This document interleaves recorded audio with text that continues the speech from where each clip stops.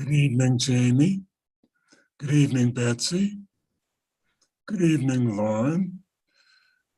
Trustee Rogan, Mayor Pro Tem Browning, Trustee Gillis, Crystal DeCosta. Boy, what a meeting. Trustee Miller, Trustee Lowell, Kim Mitchell, Councilor Dittman. We'll wait for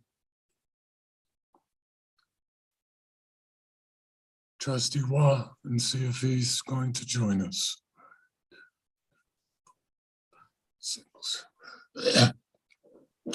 Then we'll begin the workshop.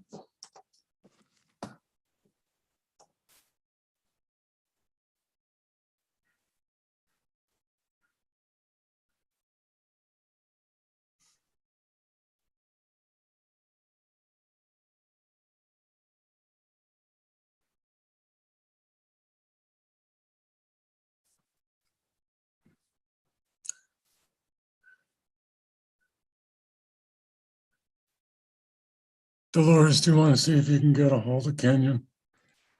I sure will. I'll try right now. Thank you very much. Yes, sir.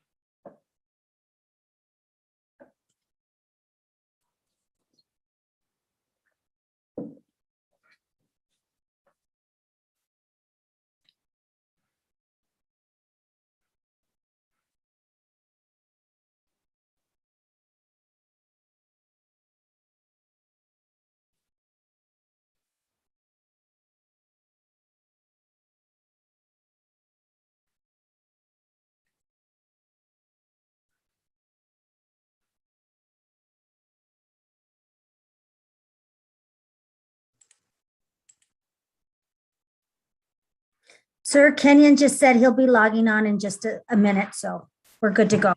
Okay, good. How would we like to proceed? Lauren, would you like to proceed and maybe make introductions? Yes, thank you very much. Good evening, everyone. It's so nice to see you and thank you for joining this workshop this evening. My name is Lauren Click. I'm chair of the Lions Arts and Humanities Commission. We have a few of my colleagues on here. Thanks for joining too. I'm just going to briefly introduce Jamie Gillis, who is our consultant for this project.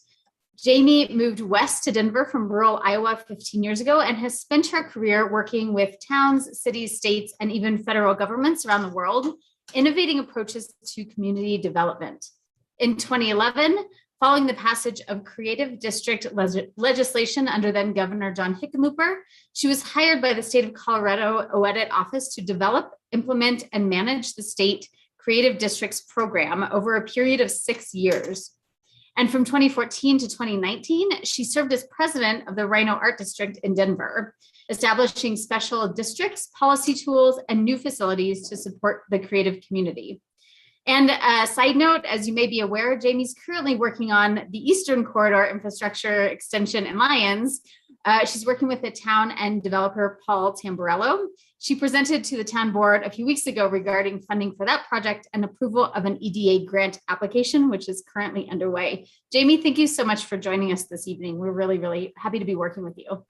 Thank you so much, Lauren. I appreciate it. And hello to everybody. It's good to see you all again, shifting gears to kind of talk about something different than we were talking about a few weeks ago, but still, I guess I would say another important potentially tool in the toolbox that is worthy of consideration for community development.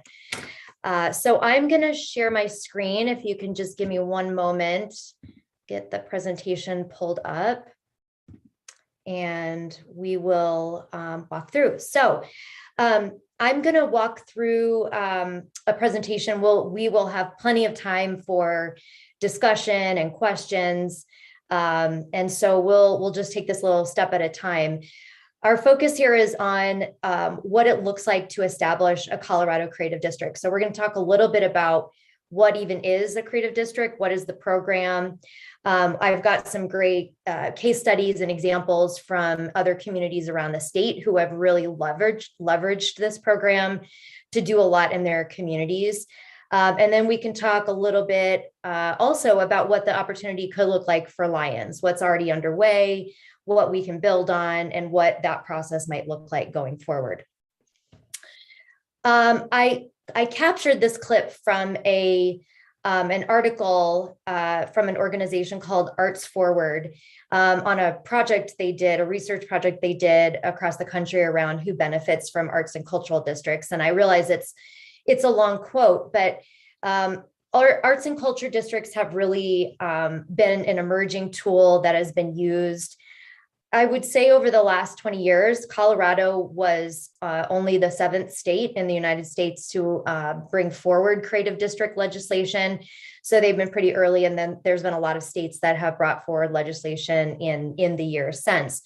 A lot of places created these tools coming out of the 2008 recession when governments were looking at how do we really diversify our local economies to become more resilient in the long term. And the creative economy and the creative cultures were one of those tools that were looked at, and something that Governor Hickenlooper, certainly during his tenure, was a big supporter of.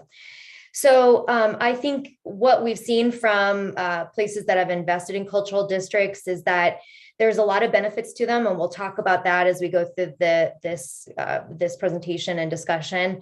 Certainly, they contribute to revitalization, to economic development, to supporting artists, to improving quality of life, to branding and marketing of a place and of a community. And one of the things that we've seen over and over is that with the relatively minimal financial incentives or input from government, from local government in particular, there's a huge return on investment that's coming from these creative districts. So we'll dig a little bit more into that when we look at some of the case studies as well. So we're going to talk first, as I mentioned, about what is a Colorado Creative District and how does Lions become one. We'll talk about those success stories and then dive into more specifically a conversation about Lions. So Colorado Creative Districts is a program that certifies communities that contribute to the state's economy through creativity, culture, and arts. This was enacted, as Lauren mentioned, through legislation that was advanced by Governor Hickenlooper in 2011. And the program itself is overseen by Colorado Creative Industries, which is housed within the Office of Economic Development and International Trade. So from the very get-go, the concept of creative districts was all about economic development, increasing jobs, increasing incomes, investments in creative places, attracting artists and entrepreneurs to bring energy and innovation, enhancing the economic and civic capital of communities, and really strengthening the unique identity of all these Colorado communities. 26 communities and districts have been certified in the last 10 years. And nearly 35% of those are in communities with a population of 5,000 or less. So 7 are considered urban, and the remaining 19 are considered rural. And I always found this really interesting that in the 6 years when I was helping get the program up on its feet and running, that I think when we started, a lot of us thought this would probably be something that bigger cities or cities that had districts like Denver, Colorado Springs, or Fort Collins would be focusing on, but it was really the rural communities who have run with it and done some very interesting and creative things with it. The other thing that we've seen, and I'll share at least one case study of this, is that creative districts that are in close proximity to one another are parlaying that advantage that they have into enhanced regional economic vitality, increased connectivity between the communities, and sharing of resources between communities.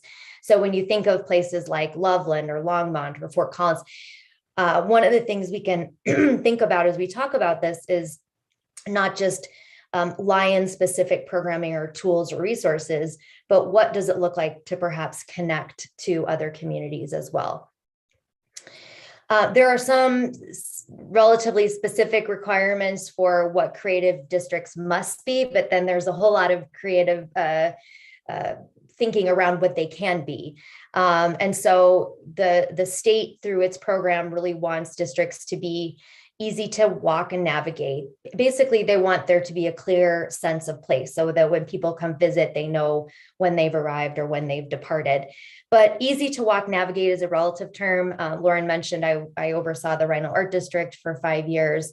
And, that district itself is 1 square mile around. So it's quite large. Have some distinguishing physical, artistic, or cultural resources. Have a concentration of artistic and cultural activity already in play.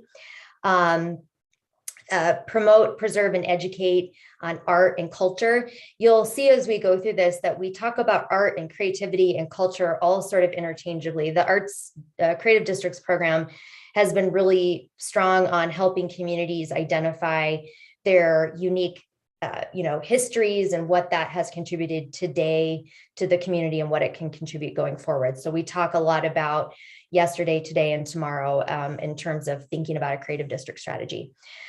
Demonstration of community support.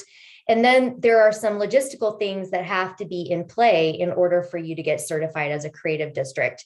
You have to be some sort of structured entity with an advisory or governing board. You have to have a paid district staff, and this can be a dedicated percentage of somebody's time. It doesn't have to be a full-time position.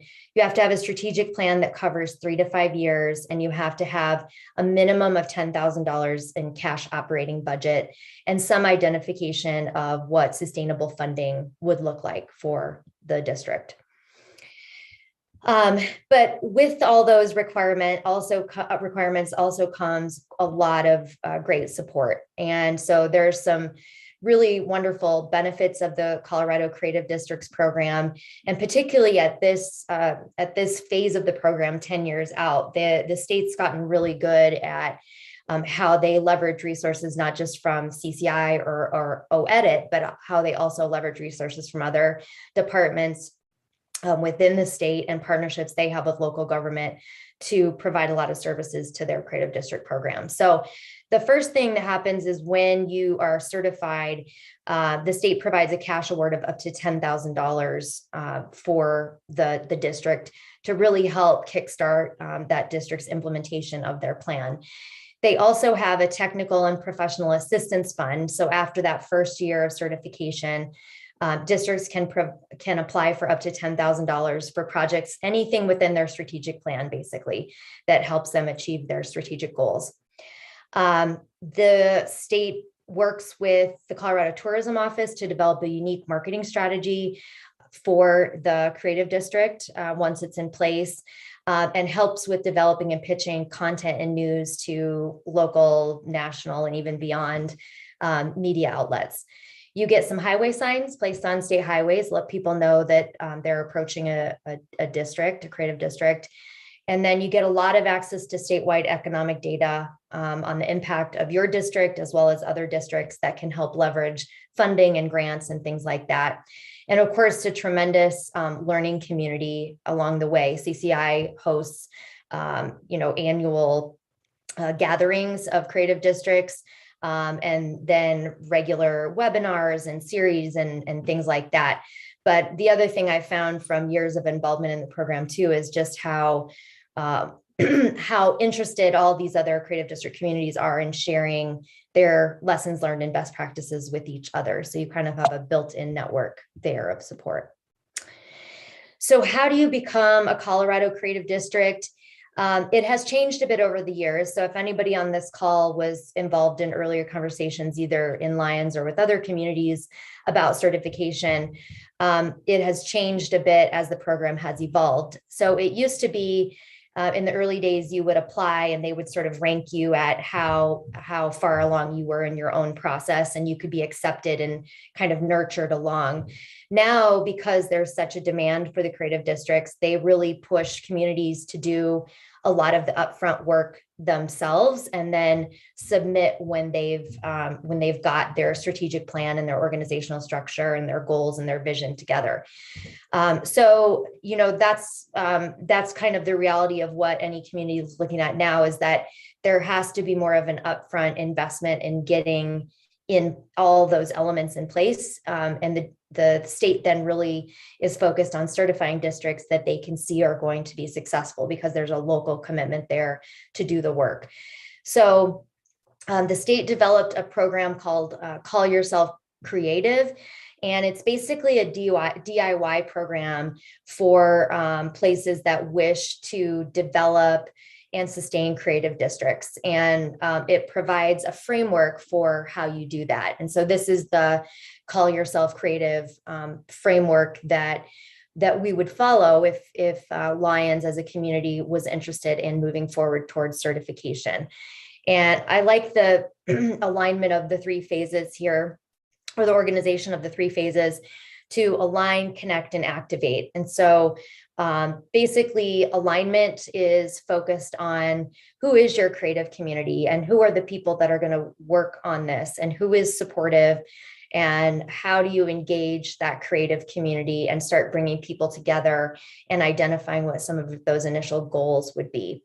And then moving into connect, which is the work in which you talk about what are all the assets that we have, what are our unique characteristics that we can build on, what are our values, what are our goals, what is the vision that we have for the future of the community, and what role can the creative district play in that. And then in the third step of activate, you take all that and you build it up into your plan, essentially, that development of an action plan, what you're actually going to do as an organization, and what type of entity you would become. And then with all of that, you take all of that information and you would submit it to Colorado Creative Industries and request certification from there. So there are a lot of benefits to certification, as I've mentioned already, and you'll see here in a moment. But I think just a couple I wanted to highlight. First of all, you get a really clear plan and approach to leverage all of your creative, cultural, and heritage assets, and a strategy for how to turn them into a new economic engine. And, you know, Lions has a tremendous amount of assets already. And so this would be a process which would help you wrap your arms around all of those things that exist, identify where there may be some gaps, and then figure out how collaboratively and collectively you can work together to take things to the next level for the community. It also brings you that structured organization and the financial resources to implement it. Helps communities think about these diverse economic development strategies. And of course, tourism marketing naturally comes along with the creative district approach. You get all the great access to technical support and resources, some things that are solely dedicated to creative districts and people who can help on creative district matters. And you definitely will see a return on your investment. The access to grants and funding not otherwise available in and of itself is wonderful. But then, of course, the income from increased visitation, tourism, economic development, et cetera, and the establishment of a sustainable organization focused on the arts that the town can partner with. So I want to run through just a few success stories from Colorado creative districts. First of all, here's just a list of all of the creative districts that are certified in the state. And I added population there just for reference. So you can see there's quite a broad range from, I think the smallest of the Grand Lake Creative District, which is 282, all the way up to Denver and Colorado Springs having creative districts. The places identified here, or with the text in that kind of pinkish red color, are just districts that I highlighted because they are somewhat the same size as Lions, at least around the same size. And those in purple are districts that are slightly larger. But again, all of these have great case studies that you can reference. And then here's a map of the Colorado Creative Districts as well, just for reference. There is a big focus on continuing to expand the geography of districts, but this also I thought was helpful in showcasing the rural and urban mix, and then also the proximity, because we're going to talk about how some districts are using that proximity, as I mentioned before, to work together. So measuring impact, there's been a lot of effort, and in fact, there's an ongoing fairly large research project at CU happening right now on what the Creative Districts program has done for the economy in the 10 years that it's been in existence. So that's not complete yet, but it'll be a great resource for us. In the meanwhile, a lot of these other districts have done some of their own research or are tracking their own data or sharing some information about the impact it's had for them. So I clipped a couple of news stories here that share from a few of the districts around the state. And you can see here, there is some real measurable data. In Salida, they noted that since the Creative District was established, the increase in sales taxes and lodging taxes, 90% occupancy of commercial real estate, and new residential and retail development underway, which they're largely attributing to the success of a lot of the Creative District efforts. Here in Durango, they're looking more at overall economic impact and what the arts and culture industry is generating. So in their estimation, 9.1 million for the community. And in Trinidad, which I don't know if any of you have followed Trinidad, but I worked there. It was one of the first places I did a strategic plan for way back when the Creative Districts program started, and there wasn't a lot going on. And so the Trinidad transition has been pretty extraordinary, and they really attribute, you can see some statistics here about the number of real estate transactions, spikes in lodging tax, increases in building permits, occupancy rates. And of course, the big news there was that Denver developer Dana Crawford, who is best known for her work on Larimer Square, has purchased 10 buildings in Trinidad and is working on revitalizing all of those. And so a lot of positive things happening there, and certainly one of the most vibrant case studies of the success of creative districts in the state.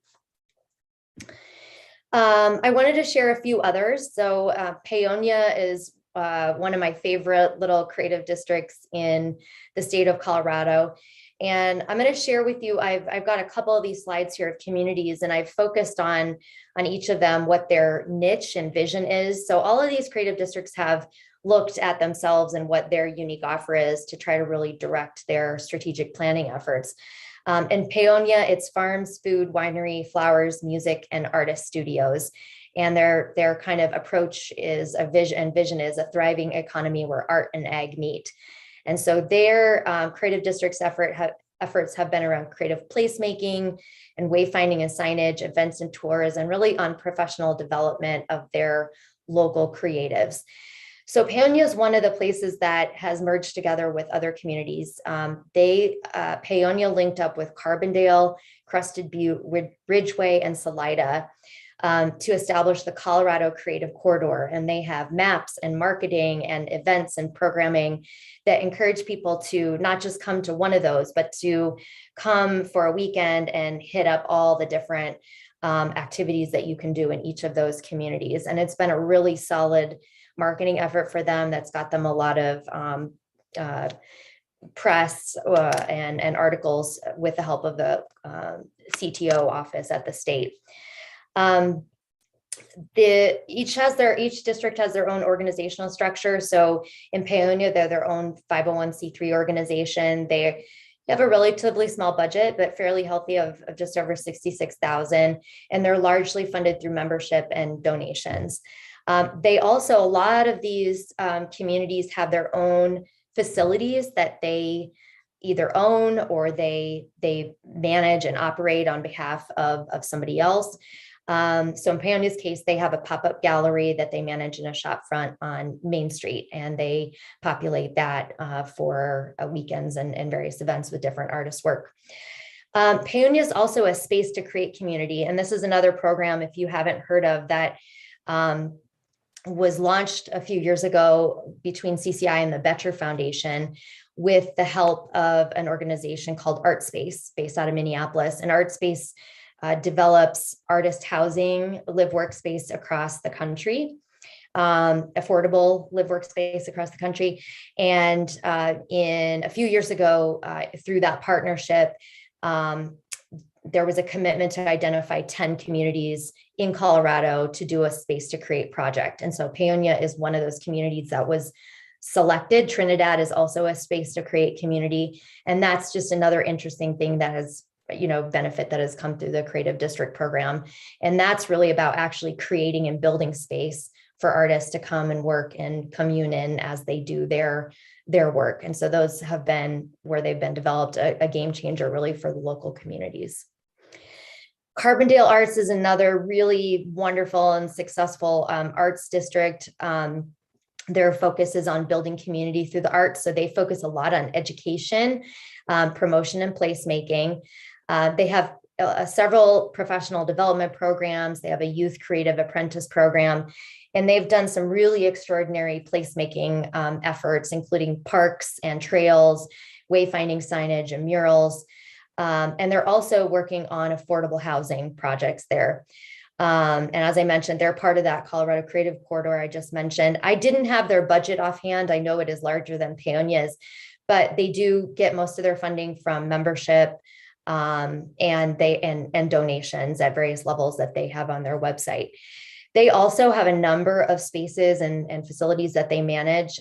They have something called the Launchpad, which is an affordable space for movement-based artists and musicians to teach, create, and rehearse. They have this adorable mobile maker bus they call Rosie Bell, which is in that picture there, which provides free arts education throughout the Roaring Fork Valley through the support of local artists. So it travels around and takes arts education to kids in schools. And then they have a gallery called the R2 and the Artique gift shop where they showcase local work and they sell from their local makers as well.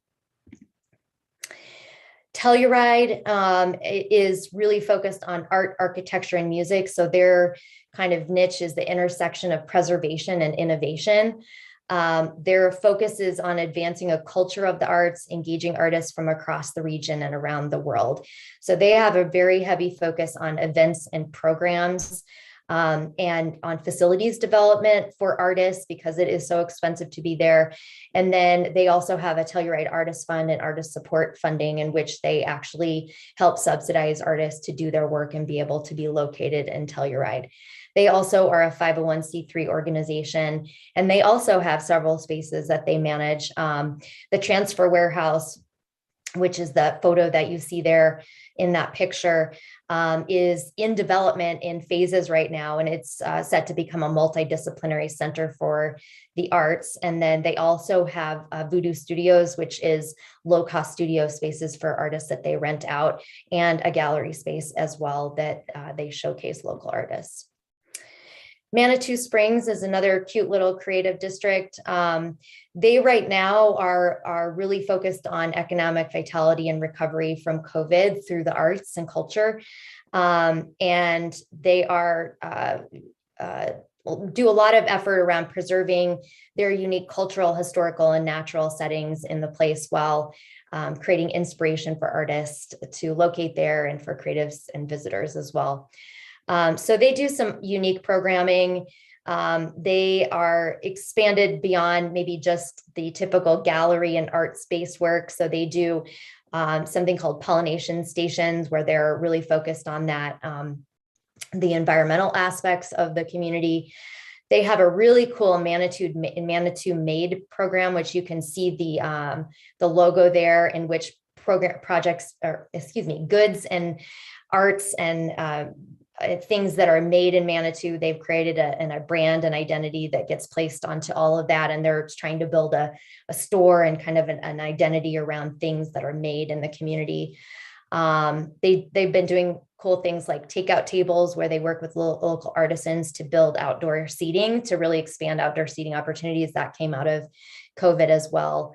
And they are a 501c3 entity via the Manitou Springs Art Council. So slightly different focus than maybe some of the others. Steamboat Springs is another really wonderful one. Their tagline is the frontier of imagination. So they're focused on performing and visual arts authors, film designers, and heritage organizations. And so again, programming events, advocacy, creative classes, and they also manage a facility called the Depot Art Center, which is the old depot there that has been renovated to include 2 fine art galleries, multi-use space, rooms for events, et cetera. And they are a 501c3 supported by membership, donations, and grants. And then Rhino, which is kind of a beast of its own, but just wanted to share real quickly. Neighborhood revitalization through art is the focus there, and bringing the inside out. And so through that organization is very much, looking at policy advocacy, planning, placemaking, addressing artist displacement, continuing to create spaces and places for artists to thrive. And the pictures you see here are just a couple, projects. So the creative crosswalks, and that picture up here is of the Rhino Art Park, which is a collaboration between Redline Artist Studios, the Denver Public Library, a local nonprofit food and beverage organization that trains up young chefs.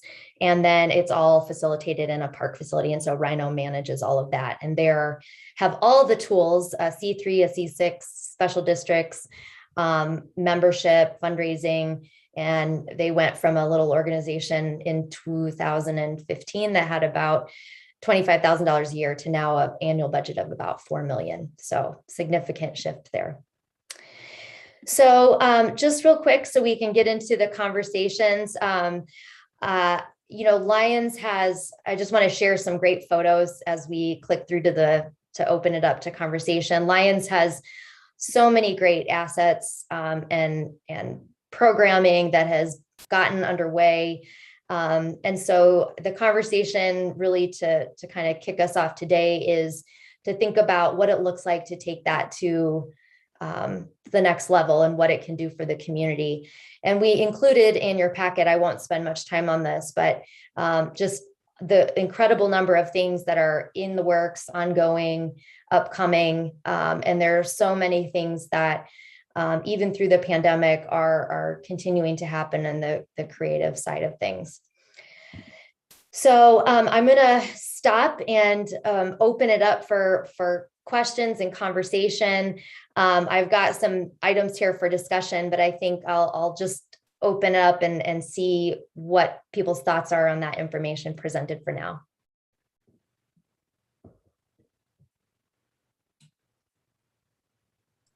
Could we have our screen back? Yep. One moment. There you go. Thank you. Are there any questions for Jamie at this time?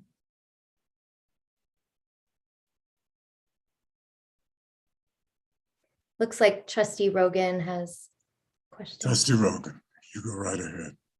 Thanks. I'm happy to kick us off.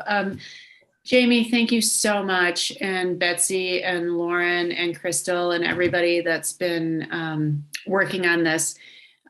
It's really dear to my heart. In fact, it's something I campaigned on and intended to move forward. And then of course, COVID and all that other stuff. So I have a couple of questions. So you talked about donations and memberships in terms of sustainable funding sources. So I'm curious about whether there are other sustainable funding sources that districts use. And then I am also curious about the timeline, like how long has it taken for communities of our size to become a creative district? Sure. In terms of the funding question, so there are a number of ways, if you look across the spectrum of districts, that districts are funded. So I think almost all of them have some sort of membership and fundraising donation piece. A lot of them make money off of events that they do or facilities that they manage. And then there are, the other pieces. In some places, local governments provide, either kind of ongoing support, or in Denver, for example, annually the city would provide funding for you to come and put towards a project or something that you were doing. You'd have to put the request in, but there was always like $5,000 to $10,000 you could come and ask for support. Then there's some places that have been funded by like a penny sales tax or something, a sales tax for the arts. We've seen that happen. And then you can get to that level of special districts. So I mentioned Rhino at the very end there. They've used a business improvement district, and other, like Fort Collins has business or special district funding. Colorado Springs has special district funding. And so some of these communities have special district funding tools that is basically an additional assessment or tax on the property in the area that goes to that art district to fund designated improvements. So those are all options. And I will say too, things like I mentioned the Manitou Made program.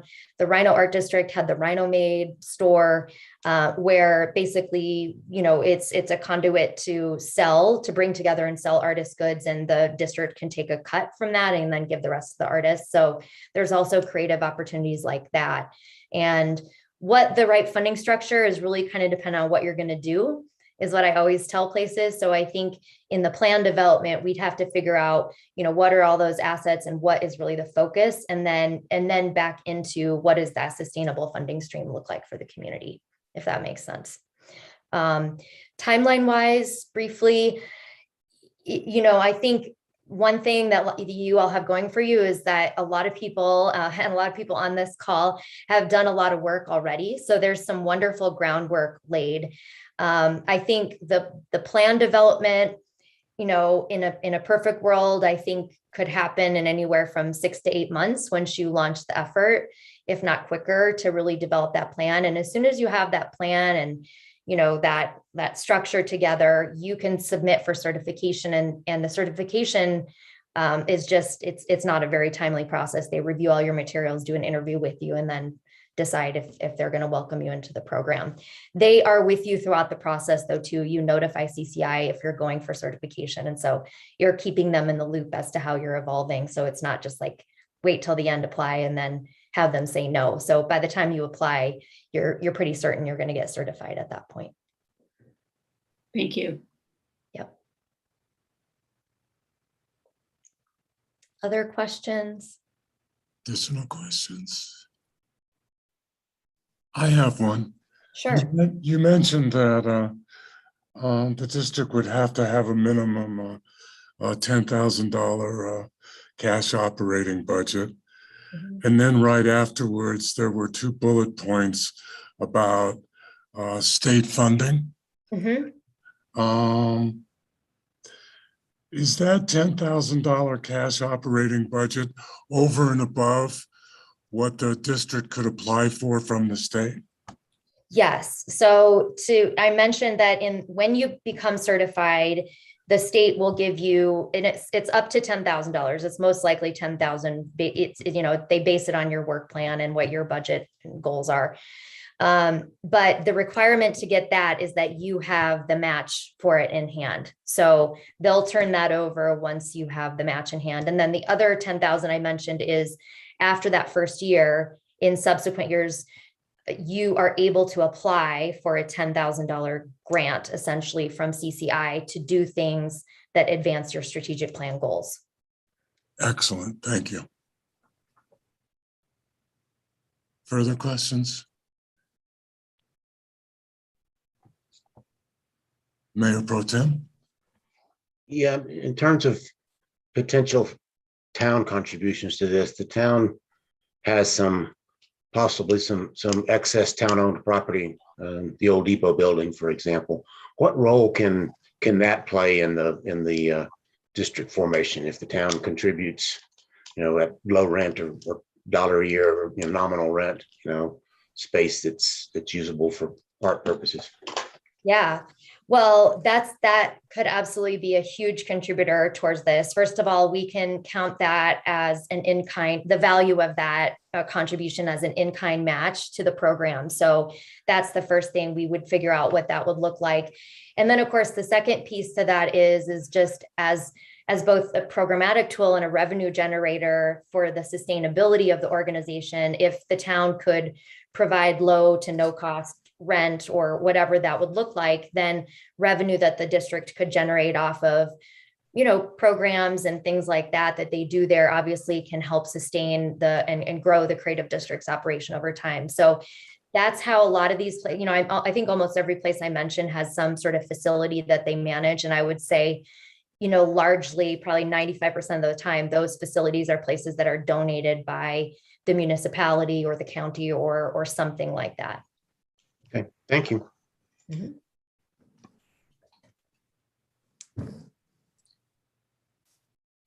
Administrator Simonson. Thank you. Thank you, Jamie and the group. This is a really, really exciting opportunity, and we looked at it earlier when it first came out, but the timing just was not right for us at that time, I think.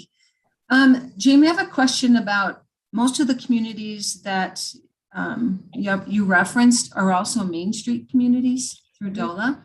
Mhm. Are you seeing that those are you seeing usually those two groups having a relationship? Like, is the coordinator sometimes for Main Street and the creative the same person? Yes. Are they two separate entities in a small town like ours? What would you picture? So yes, that's a really good point. A lot of these communities had Main Street programs prior to even the creative district program coming forward. And so it was another step, another tool for them. We definitely see, number one, a very close working relationship between the Main Street programs kind of plan and goals and the creative district's plan and goals. And the state will work with us on that to make sure that there would be alignment between, they work with communities to make sure that there's alignment and coordination. So you're not creating two separate entities that are sort of going, all over. They still technically remain separate kind of, work plans and processes, but we absolutely have seen in many of those smaller communities in particular, where the Main Street coordinator and the creative district coordinator are the same person and they're running both of those. And that also obviously helps with alignment too. So that's absolutely a possibility. Excellent points. Any further questions?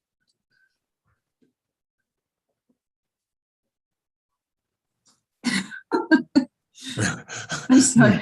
Administrator Simonson, you have the floor. If the trustees don't have one, I guess my next question would be, what do you visualize as the next step to be? Because I agree with you, looking at the chart of all the things we've already been doing and in progress and the goals that are already set, who or how would we then coordinate this into an actual submittable plan to CCI? So most of the creative districts have, outsourced some support to do the plan development work and the engagement. I just think the things we've learned over the years, and certainly I've just been in general community development work, is sometimes you need somebody from the outside to come help craft and bring together all the various inputs that you get from the community. So I think, when we had that 3-step process on the screen early on, and we talked about that first step, which was align, a lot of that work has been done or isn't underway. There's been just a lot of coming together and conversations and identifying assets and what's happening. So I really think you're at the point where the community and the stakeholders need to come together and say, okay, who are the folks that are going to kind of help guide this process, and then get some outside assistance. That's something that I've done for a lot of communities, the strategic planning processes, to bring together, do the engagement and bring together a plan that fits what CCI is is looking for and help you develop all of those different aspects. So not just somebody who's looking at what are we doing, but also somebody who can help guide what kind of entity do we need to be? How do we do that? What's that timeline look like? Where does funding come from? How do we set up a membership structure, et cetera, et cetera. So I would say that's the immediate next steps. Identify who the group is to lead this forward, or kind of the working group. And then to maybe identify a scope of work and help bring somebody on board to guide the process. And I think it will go pretty quickly from there. Any further questions? Trustee Rogan. Thank you. So as you know, we're doing the Restart program with CTO. And I know that we're going to be doing community surveys through that. And I wonder if though we can leverage some of the information we gather from those as well, because as you also know, we have the comp plan process kicking off. So that's just a lot of surveys and community input. So I'm just wondering what we can leverage from what. Yeah, 100%. I would say assuming this is something you want to move forward with, the starting point is what else is going on right now that we can just tag onto to get the information we would need or want from the community. And then I think a lot of this tends to be, we certainly want to reach out to the community and engage the entire community in the conversation in a couple different ways and touch points. But there's also probably going to be a more focused group of kind of creative and cultural sector folks who can help do some of the in the weeds work as we get into plan development and things like that. So yes, that absolutely would be the first step, is just making sure we tag on so that we're not in engagement overload in the community with all these different topics. Further comments or questions? If there are none, I would really like to thank you, Jamie, for a very comprehensive presentation. This is very, very exciting. Thank you so much. Thank you. Mayor Angelo, Yes. Chair Click had her hand up. Oh, Lauren Click, you have the floor. Thank you so much. I actually wanted to ask you a question, Mayor. We have some members of the public here, and I was wondering if you'd be interested in hearing questions from them. I'm not even sure if they'd have any, but I'm also kind of curious. I included anybody that was online in regard to if they have any questions or comments. So if there are any at this time, certainly. Cool, thank you. I do have another question, unless the public has a. Go ahead. Go ahead. I'm just wondering if there's anything else that the board would like from us or our little planning committee, if there's any kind of future questions or next steps that you have. I'm sure you know that in the budget for next year, we've requested pretty substantial funding to help support with a consultant. So if you have any other questions, or if there's anything else that we can provide to you or next steps, please let me know. Okay, thank you. Trustee Wah.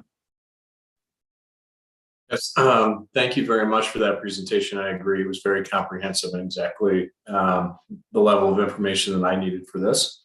I think to your question of what else we can use, we do have the comprehensive plan process kicking off, and that really should be, where we gather a lot of this information. And I think overwhelming support for this kind of an idea, I think, would not be a surprising outcome of that process.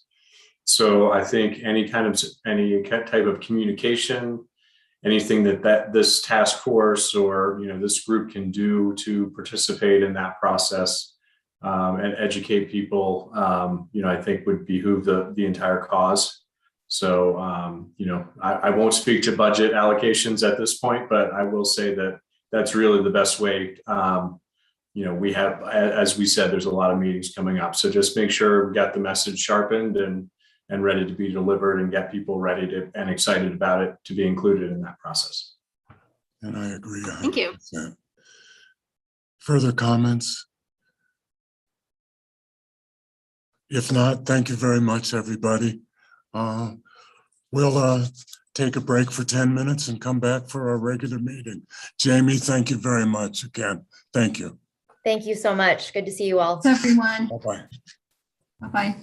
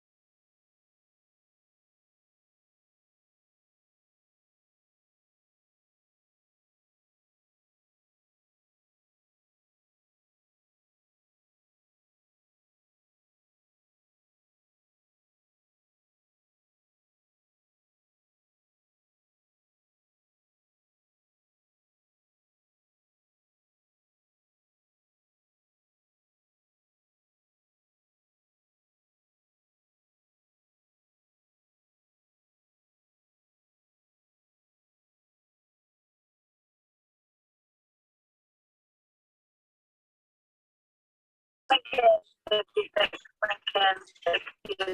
on the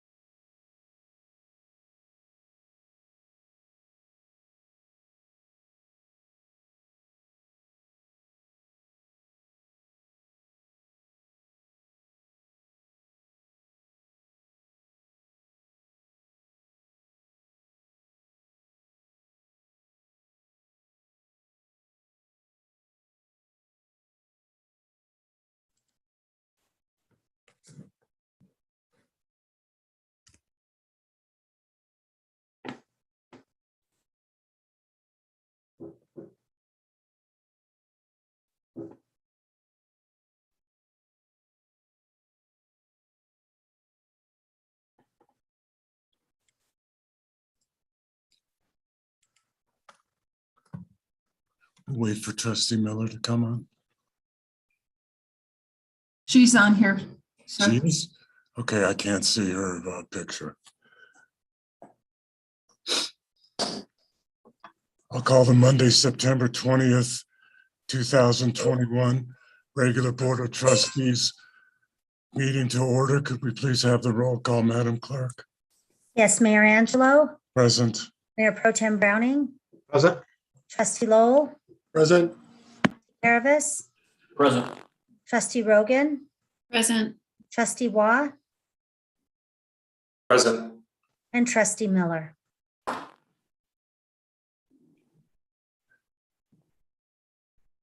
Present. Please all rise and recite the Pledge of Allegiance. I pledge allegiance. Pledge allegiance to the flag of the United States of America and and to the republic for which it stands, one nation, under God, indivisible, with liberty and justice for all.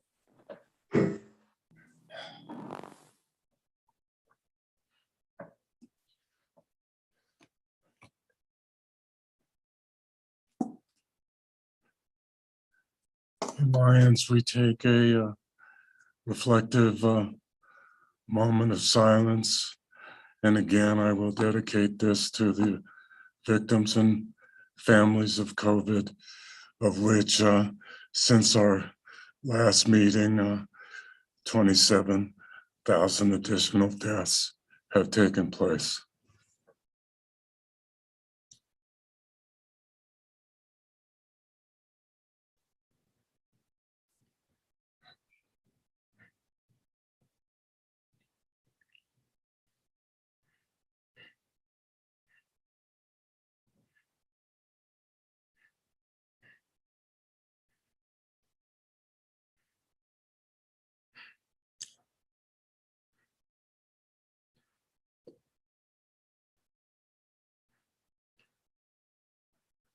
Thank you.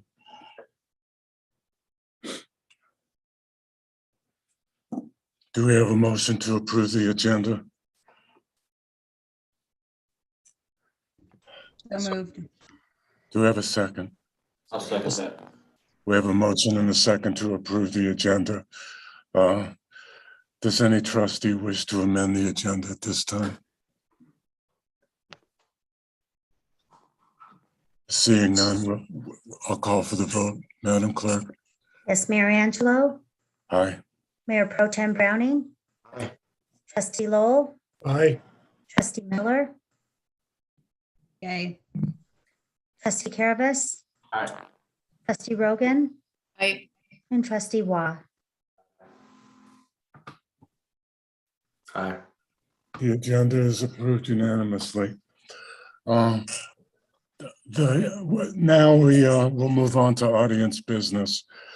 This is an opportunity since our issue in regard to the rezoning on a parcel of land. The public portion of that ordinance will not be reopened. So if anybody wants to make a comment on that, they will have to do so under audience business, or anybody can address any other issue before the Board of Trustees at this time. Is there anybody in the audience that wishes to address the Board of Trustees at this time? Madam Clerk, help me out as always. All right, sir. Don't see anyone with their hand raised or wanting to speak.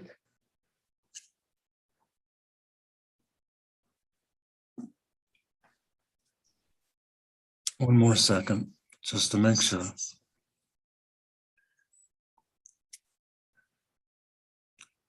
Seeing none, we'll move on. Sergeant Bill Chris, Boulder County Sheriff's Office report. All right, good evening. Good evening, everybody. I don't have too long a report. In fact, it's kind of short, but I just want to mention a couple quick things. We brought the speed trailer back in for charging and discovered that it had a blown fuse and needed some quick repair. So I'm hoping that that will get charged up and get back out. It seems like with school in session, we get a lot of hot zones in town.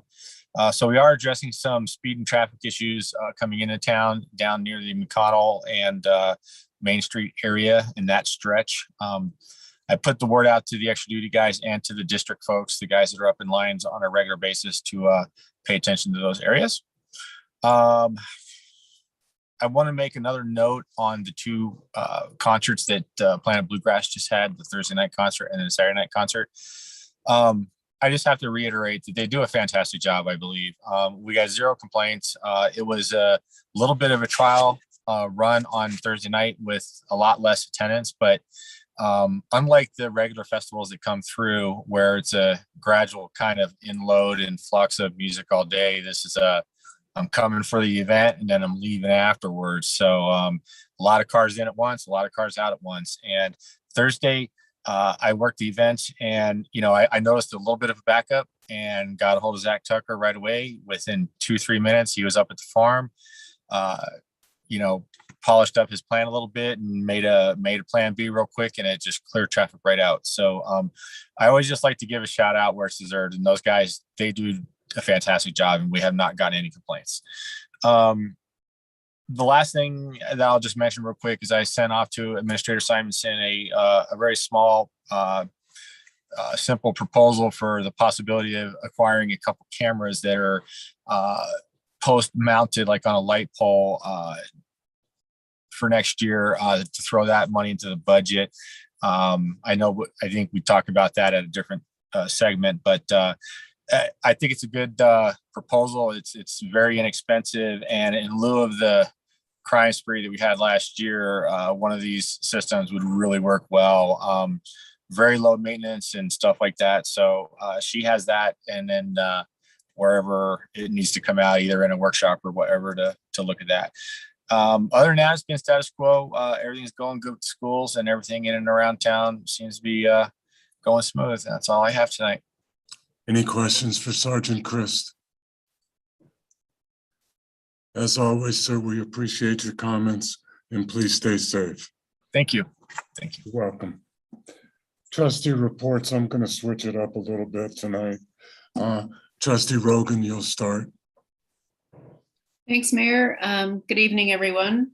So a lot happening. We'll start with the Historic Preservation Commission. The commission met. I was not able to attend, but I got Planner Jones's notes. The walking tour should be finalized in time for the Spooktacular, so that'll be fun. And in exciting news, the HPC is participating in the library anti-racism programming by hosting a porch talk, which is part of the library's September programming. And that porch talk will be on October 20th at 3:30 p.m. to coincide with some children's programming that's happening at the same time. The EVC met and we talked about the revitalizing Main Street funding, talked about recruitment. There's still an open seat on the EVC for one person who lives in Lyons. It's a really fun commission, and usually there's snacks from Moxie, so if that entices anybody. Also talked about the CTO Restart program, and then immediately following had a CTO Restart update. So surveys are going out over the next 3 weeks, and then there's going to be a stakeholder workshop on October 14th.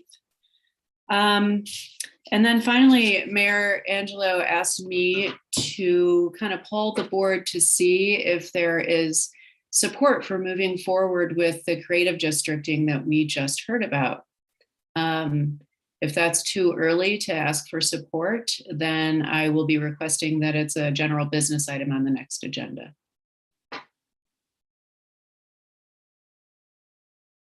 Is that your full report, Trustee Rogan? I'm grateful for the library programming and super grateful that we got Regan Bird to come and do an anti-racism training. There were about 40 people in attendance, and I encourage everybody to participate in this program. Thank you.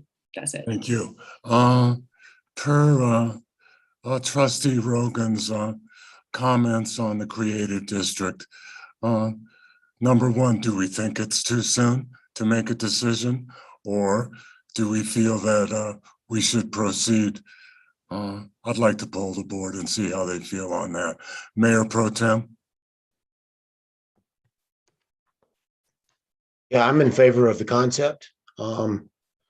As always, I want to see the numbers. I would be very reluctant to support creating a new property tax funded district or raising our sales tax to create a new district. But if we can find other funding sources, and they mentioned a number of them during the presentation, I think it's an idea that has some merit.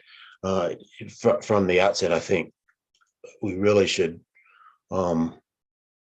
if this is going to go forward, it really should be focused broadly on the arts, not just painting and sculpture, but Lyons has a big music history and is really, as we just heard from Sergeant Christ, has music events all the time, and tying the music community in Lyons and the festivals and things like the High Street concerts that I think are going to be brought back someday. They've been here a long time. They had to be suspended because of COVID, but assuming we ever get back to normal, let's make sure if it goes forward, that it's a broad view of the arts. And I particularly like trying to do some creative focus on housing for artists and musicians, because it's difficult for anyone in Lyons, but it's particularly difficult in that community. And we know some very talented artists and musicians who have had to go elsewhere because they simply couldn't find a place in Lyons to afford to live. So that aspect of it has great appeal to me. So I'm in favor of the concept and would like to see it go forward. Trustee Lowell? Yes, I agree with Mayor Pro Tem Browning. I love the concept. I saw it set up in Salida when we were visiting there a couple of times. Yeah, I'm in favor of it, but again, I'd like to see how we intend to fund it. I think I was particularly attracted to the in-kind match that we could get. I think we've got enough people in town who could contribute to that. So yeah, I'm in favor of it, and I think we should get the ball rolling. Trustee Watt? Yeah, I guess I have more questions than anything else, and I'd like to follow the normal process to bring this forth. I just find this highly unusual to be surveying people during trustee reports about something that is no more or less important than any of multiple topics that we have to discuss. We're talking about all of a sudden we're going to be renting places to people when we just had a whole issue with, can we rent property that we own? How are we going to fund this? We have the comp plan coming up. We're going to just start a committee and have another consultant. I mean, I don't want to sound like I'm against it, but I just find this whole process highly unusual. We just had a workshop about it. Let's just get it through the process. Trustee Miller?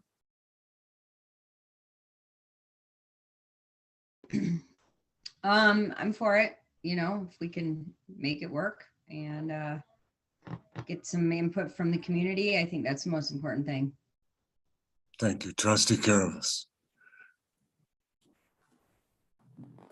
Like the concept, like the idea, no new taxes.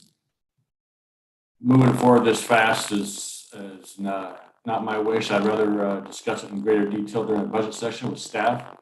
They're the ones that have to deal with it, and we hear a lot of things about staff needing more and more and more, not having enough of this or that, and then let the process go through after that through the comp plan. Excellent. I just wanted to get a feel of the Board of Trustees and how they felt about the workshop tonight. That's strictly was my intent. Mayor Pro Tem, your report? Yes, the Parks and Recreation Commission met on the 13th.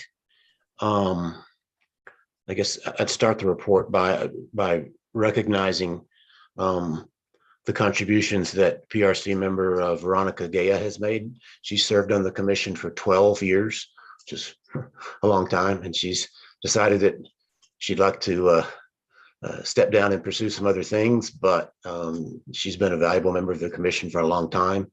And so at present, there's an opening, but I want to make sure that we, that the board recognize her for her long years of service during some very interesting times in the parks department in Lyons. So I want to especially acknowledge what she's contributed.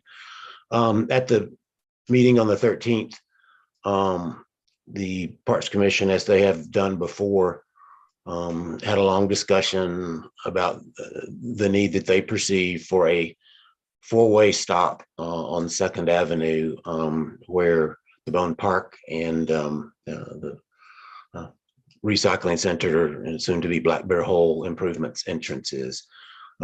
They approved a written statement to support that.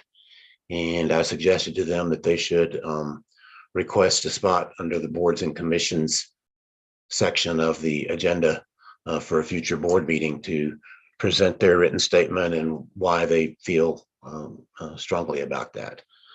So look for that to come at future meetings.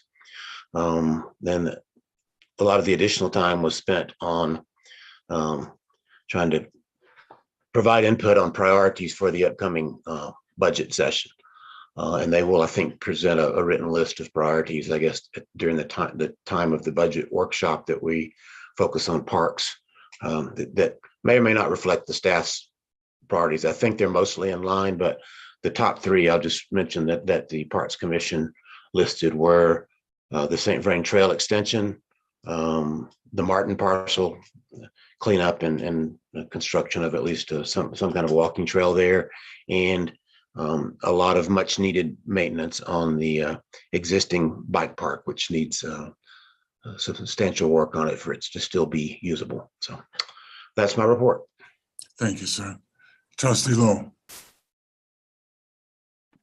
Thanks, Mayor. Not much to report. Their ecology board will be meeting next Wednesday, and the CMEX committee will be holding their second meeting on October 5. That's all I have. Thank you, sir. Trustee Caravas.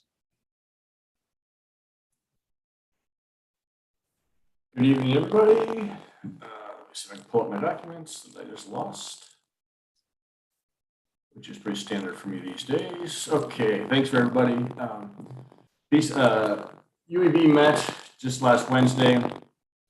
The main thing they went through, there's a minor discussion follow-up on the solar farm and the battery portion. There was a meeting just last Thursday with, I believe it was a battery power company, just to go over some information and how that battery can charge and alleviate problems, and can also it can monitor, it can regulate. It has programs that you can of course build with it and buy with it to know when to kick on and kick off at peak times.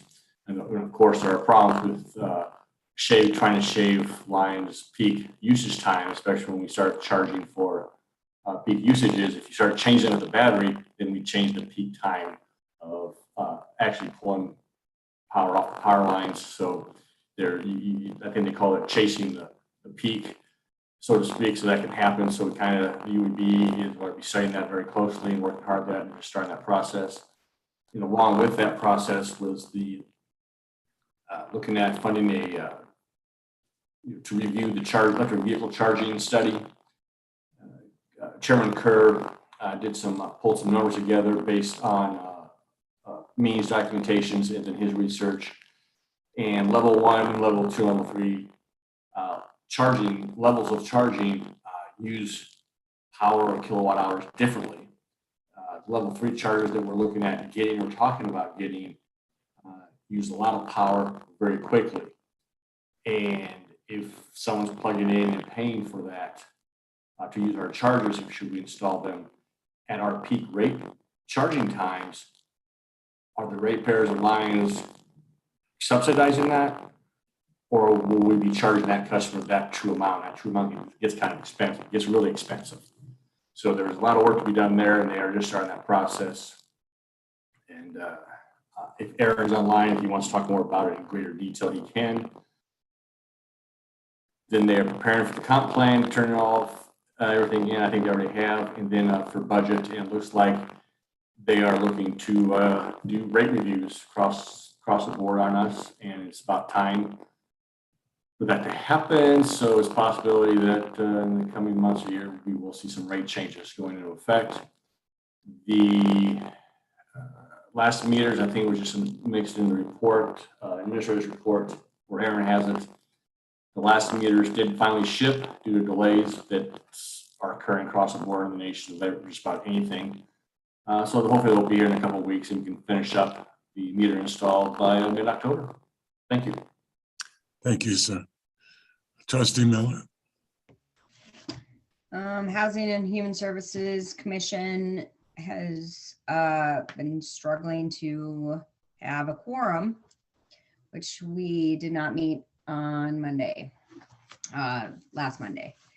We're trying to find a time that works for everybody. But we did have a new commissioner that was positioned last meeting, Julie Jacobs, and she was there. So we got her up on everything that we've been talking about thus far. So hopefully, with people traveling and summertime wrapping up, we're hoping that moving forward we'll be good to go. So that's all I've got. Thank you. Trustee Wong. Good evening. The Planning and Community Development Commission met last Monday evening. There was a standard staff review and update of existing development projects, quite a few underway or at least pending underway. And then some discussion about the comp plan. And that's, you'll hear me say that we're getting ready to kick that off in earnest. It's a significant effort, need a lot of community involvement. So there was a lot of discussion about that. And then in addition, some review of the design guidelines, specifically for the downtown design guidelines. I think the commission's doing some very great work, very nice, succinct, workable design guidelines. I think they're learning from previous exercises with design guidelines. So I'd like to give them some support on that. And that's all I have. Thank you. Thank you. The LAHC was awarded a grant from History Colorado for a trail marker. I don't know what they're going to call it yet. And they also contributed, they voted to allocate $5,000 from the public arts funds towards that. The Still Life family gathering by local Lions artist John Corson Rickard will be installed at the St. Vrain Market. The SPM partially sponsored this project. Poetry in Public Places winner posters will be placed around town. Patricia Applefeller will design these. A creative artist outlet by Lions artist Ryan Sholden was installed at LMJ Park. It was on the cover of the Redstone Review. The Sustainable Futures Commission has a resolution coming forward that addresses climate change and a position it wishes the town to endorse. It is timely and right in line with what President Biden spoke about last week when he was in Denver. They will also be bringing forward their budget proposals for 2022 very shortly. The Student Advisory Commission will be meeting Wednesday, so I'll report on what that meeting will involve at our next meeting. That's all I have at this time. In regard to boards and commissions, I'll appoint Arjun Wainu to the Student Advisory Commission, and I'll also appoint Holly Rogan as liaison to the Chamber of Commerce. Let's see. Utility updates, sir. Good evening, Mayor and Trustees. Aaron Kaplan, Director of Utilities and Engineering. I'll start with my report from the bottom up, since Trustee Karabas already gave the electric meters one. My one excitement is hopefully we get the meters. I keep checking FedEx. They shipped Friday, and we'll see when they get delivered, and we can hopefully close out that project. Just switch over real quick here. Is there anything else? That was it on the electric side of things.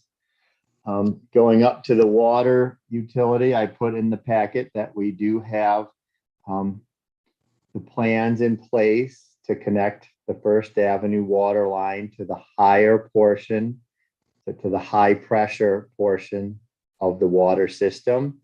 We were waiting on some survey data that was done the end of last week, and I should be getting that in the next couple of days so that we can go out to bid on that. In addition, for the water utility, we did get some maintenance that's been a few years out at the high service pump station. For a while, we had been playing catch up on some items, and we just had what's called the surge tank, which affects how the pressure goes back and forth through the system, and that takes some of the surge out of it. So we had the maintenance done on that, and we had all 3 pumps out there serviced to get that work done. On the wastewater side of things, I did mention that we have Welch Court ready and are working to go out to bid, hoping to get that done mid-October. I believe I had mentioned it was after the last meeting or before the last meeting that we had the break in one of the high pressure lines, the one from Stone Canyon. And so we a lot of times go over what some of the high cost items are. That was an unexpected $8,000 cost. A lot of that is because it wasn't just a sewer line break, but being high pressure meant it comes from one of the lift stations that stores sewage. Not what we don't want to hear about, but it is something we have to deal with the utilities. So that tank that holds the sewage had to be pumped out periodically while we got the work done. We couldn't keep sending this sewage through the pressurized line because it would keep leaking out. In addition, the leak happened to come from way back during the flood. We actually staked in one of the temporary utility poles into this line. So it had held for a long time and eventually worked its way out. So we needed to have N-Line, the electric line contractors, come out and keep that pole in place while they did the work. So again, a number of things combined to become a little bit more costly of an item to take care of. And on another positive note, we do have a building permit in for that concern about the smell of sewage in the Seward Alley, just east of 3rd Avenue. There were some concerns about the water line there also. And so there is a contractor that's going to be coming out looking to see what they can find and do some work on that. And also I did just talk to CDPHE. They did, I guess they haven't fully granted the extension request on the re-rating, but I was told they were looking at giving us in 18 months instead of the standard 12 months to get to work on that. They understand we've had a number of issues going on with our re-rating, with some delays on some of the other processes. So that gives us till January of 2023 to fully get that project going. I hope to be fully involved, have that going by early next year. We are waiting just to have the summit funds in place. I think that's important. We're running a little bit close on our funding. Those have been in the budget for the last 2 years and have been included in the budget, even though we don't have them. So I would like to see the summit tap or service connection fees actually accepted, which we hope to have happen in October, so that we know the sewer water fund has that additional $900,000 or so in it, and then can move forward with, yeah, that was about right, with the re-rating plan. On the capital improvements projects, that was the one where I had the most to probably talk about. One was just having the Highway 7 project, hopefully everybody knows, has closed Highway 7 down. That will run until Memorial Day as the expectation. Again, for those who don't have information on it, the town can get more of that. There is timed entry and exit for those who live up the canyon.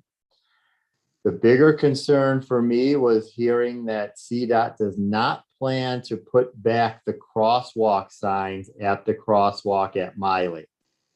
So I've expressed that the town would have grave concerns about that and want to see what can be done. I wanted to advise the Board of Trustees, because in other cases, I know you've been able to mention that, yes, this is a concern by the entire town and not just staff.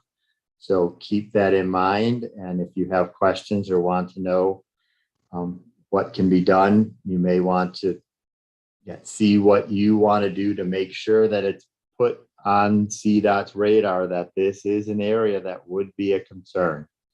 I've also heard talk of having a speed limit sign put back in there. And again, we're just trying to emphasize for the public that that is CDOT's road, and we can put out our requests, but in the end, it does come down to CDOT. I hope to hear back from them. I had hoped to hear today, but later this week, they are supposed to be giving me some more information on their discussions. Again, it was not in their plans to put that back, but they do understand there are concerns about the crosswalk there. And so they are going to relook at that and get back with me. And then my biggest item was trying to get some final decisions made on the Longs Peak Drive project. That has begun. They started doing their staging. That is up at the top of Longs Peak Drive. And yes, it is a little bit bigger than even I had thought for a staging area. But most of us have seen, as we've worked through a number of these projects, that we can restore the areas after they are used for staging or after they have the number of damaging effects that these unexpected floods and other disasters can have. So we do have that staging up area up there, which again may be a concern for the residents, seeing how much is there. We tried to emphasize where some of the older growth was, keeping the bushes in place and using areas that would be grass to have a quicker recovery there. And then the two items to really discuss are, one, can we find any type of solution to install a new sidewalk? So I don't know if this would need to wait until general business and the trustees can give their thoughts on this, or if it's something that can be discussed at this point during the staff reports. But again, we've had the alternate bid out there to try to replace both sides of the sidewalk. That came in at $190,000. We don't have the funding for that. Some discussions trying to continue to work to get that in place, because now would be the time to do the sidewalk if we are ever in the next 20 years going to do that. And we were able to find some ways to try to reduce that to about $150,000, but we still don't have the funding options. One thought that we've started to look at and have not had designed was putting a sidewalk in on one side. For those who don't know, the sidewalk up there is about 2.5 feet wide, including the curb edge, which is pretty thin for a sidewalk. So we could look at putting in one 4-foot wide sidewalk and remove the other sidewalk. This would save some costs in the concrete on the sidewalk. We still have curb and gutter on that other side. So there is still a bit of concrete work that would need to be done. The contractor mentioned they have concerns about damage to that. I think they were hoping that the curb and gutter would be put in place. The bid alternate would be accepted when that was done, and it wasn't. So I thought that was an area we could negotiate with the contractor. If they have concerns about damage, that falls on them. If they took the bid knowing that that was not to be done, we need to let them know that if there is damage, it's your responsibility. But if we could come back with some price range where we could get the sidewalk in, they may be willing to negotiate and accept that, because it's detrimental to them not to have the sidewalk done.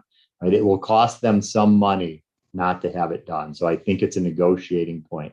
So in my report, I put in, if we had a figure that we might be able to work with, 100,000. Again, I don't see a whole lot of area to have that come from. I don't know that the trustees want to use any money set aside for the streets. Sidewalk, curb, and gutter does fall under the streets, but I don't think that's where that wanted to be, where we wanted to take that money from or could find that. We do have now the consideration that there will be damage to the curb and gutter in particular with the work. The asphalt, the road itself, has always been looked at as, when you're damaging that to replace underground utilities, you sometimes have to take into consideration the additional road work that needs to be done. So is it something we want to look at to say, well, okay, we have this really thin road, they're going to be replacing it, we might damage the sidewalk also. Is it in our best interest to say, okay, we need to replace this sidewalk also, and it comes out of the water and sewer fund? Again, trying to put these out there as items that the trustees would need to look at. The other final portion of my report would be to discuss the dead end at the top of Long's Peak, right? It currently is just a road that dead ends at the top. I brought up before that it would be beneficial to have some type of cul-de-sac or turnaround. There is a Y formation turnaround that fire departments have said would work for them. And so in looking at that, we did put in the cheapest option of a Y ending to Long's Peak. And that would benefit fire. It would benefit the trash department, the trash companies that come in, and it would benefit public works during the plowing. But how much would it benefit? Granted, they've all been doing this since Long's Peak was developed. So they have learned to work with that. I don't know that we've had the fire department need to work with it, but they have worked with it. So I don't want to blow it out of proportion that this is a necessity. When we redo roads, we try to look to our codes and standards, and we do require a cul-de-sac on any new road that came in. So as I continue to look at this and continue to try to find something that might work for some of the residents, as you can imagine, you'd have concerns being the resident at the end of that road and having in 100 square feet. I don't think that's exactly what it is because it's a circle, but a bunch more asphalt put in there. And there is some concern about extra stormwater coming in from that. So I found what I included in the packet for a sustainable or a low impact site design. And that one has an island in the center of the cul-de-sac that stays natural. It would probably have to be nature that we put back in place. I don't know that we can actually keep that portion of what is there and build the drive around it, but we could at least replace it. We can keep that open. It could help with some of the storm drainage up there. It would keep more of the visual impact to a lower impact. And so in that respect, I wanted to find out if there were concerns about going with this type of design, which is not set in our codes and standards, but would be something that we would be moving forward with. I tried to give some information in the packet on it and wanted to then find out if it would be acceptable, if engineering thought that this would work, if the fire department thought that this would work, if this type of design would be of interest or would be acceptable to move forward with. It looks to be about the same amount of asphalt as the Y turnaround.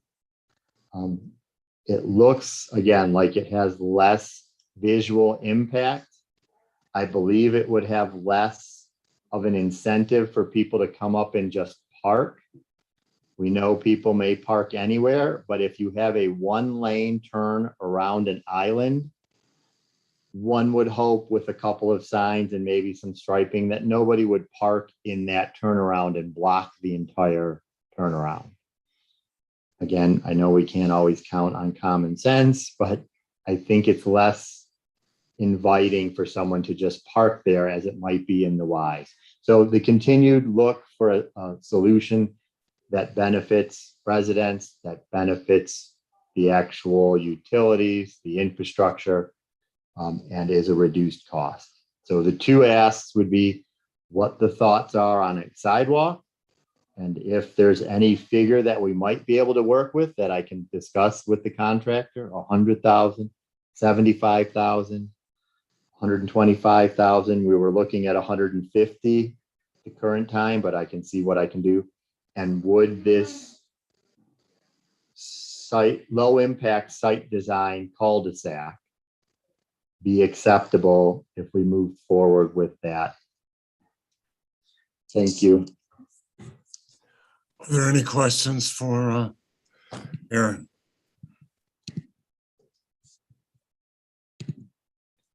Concerns?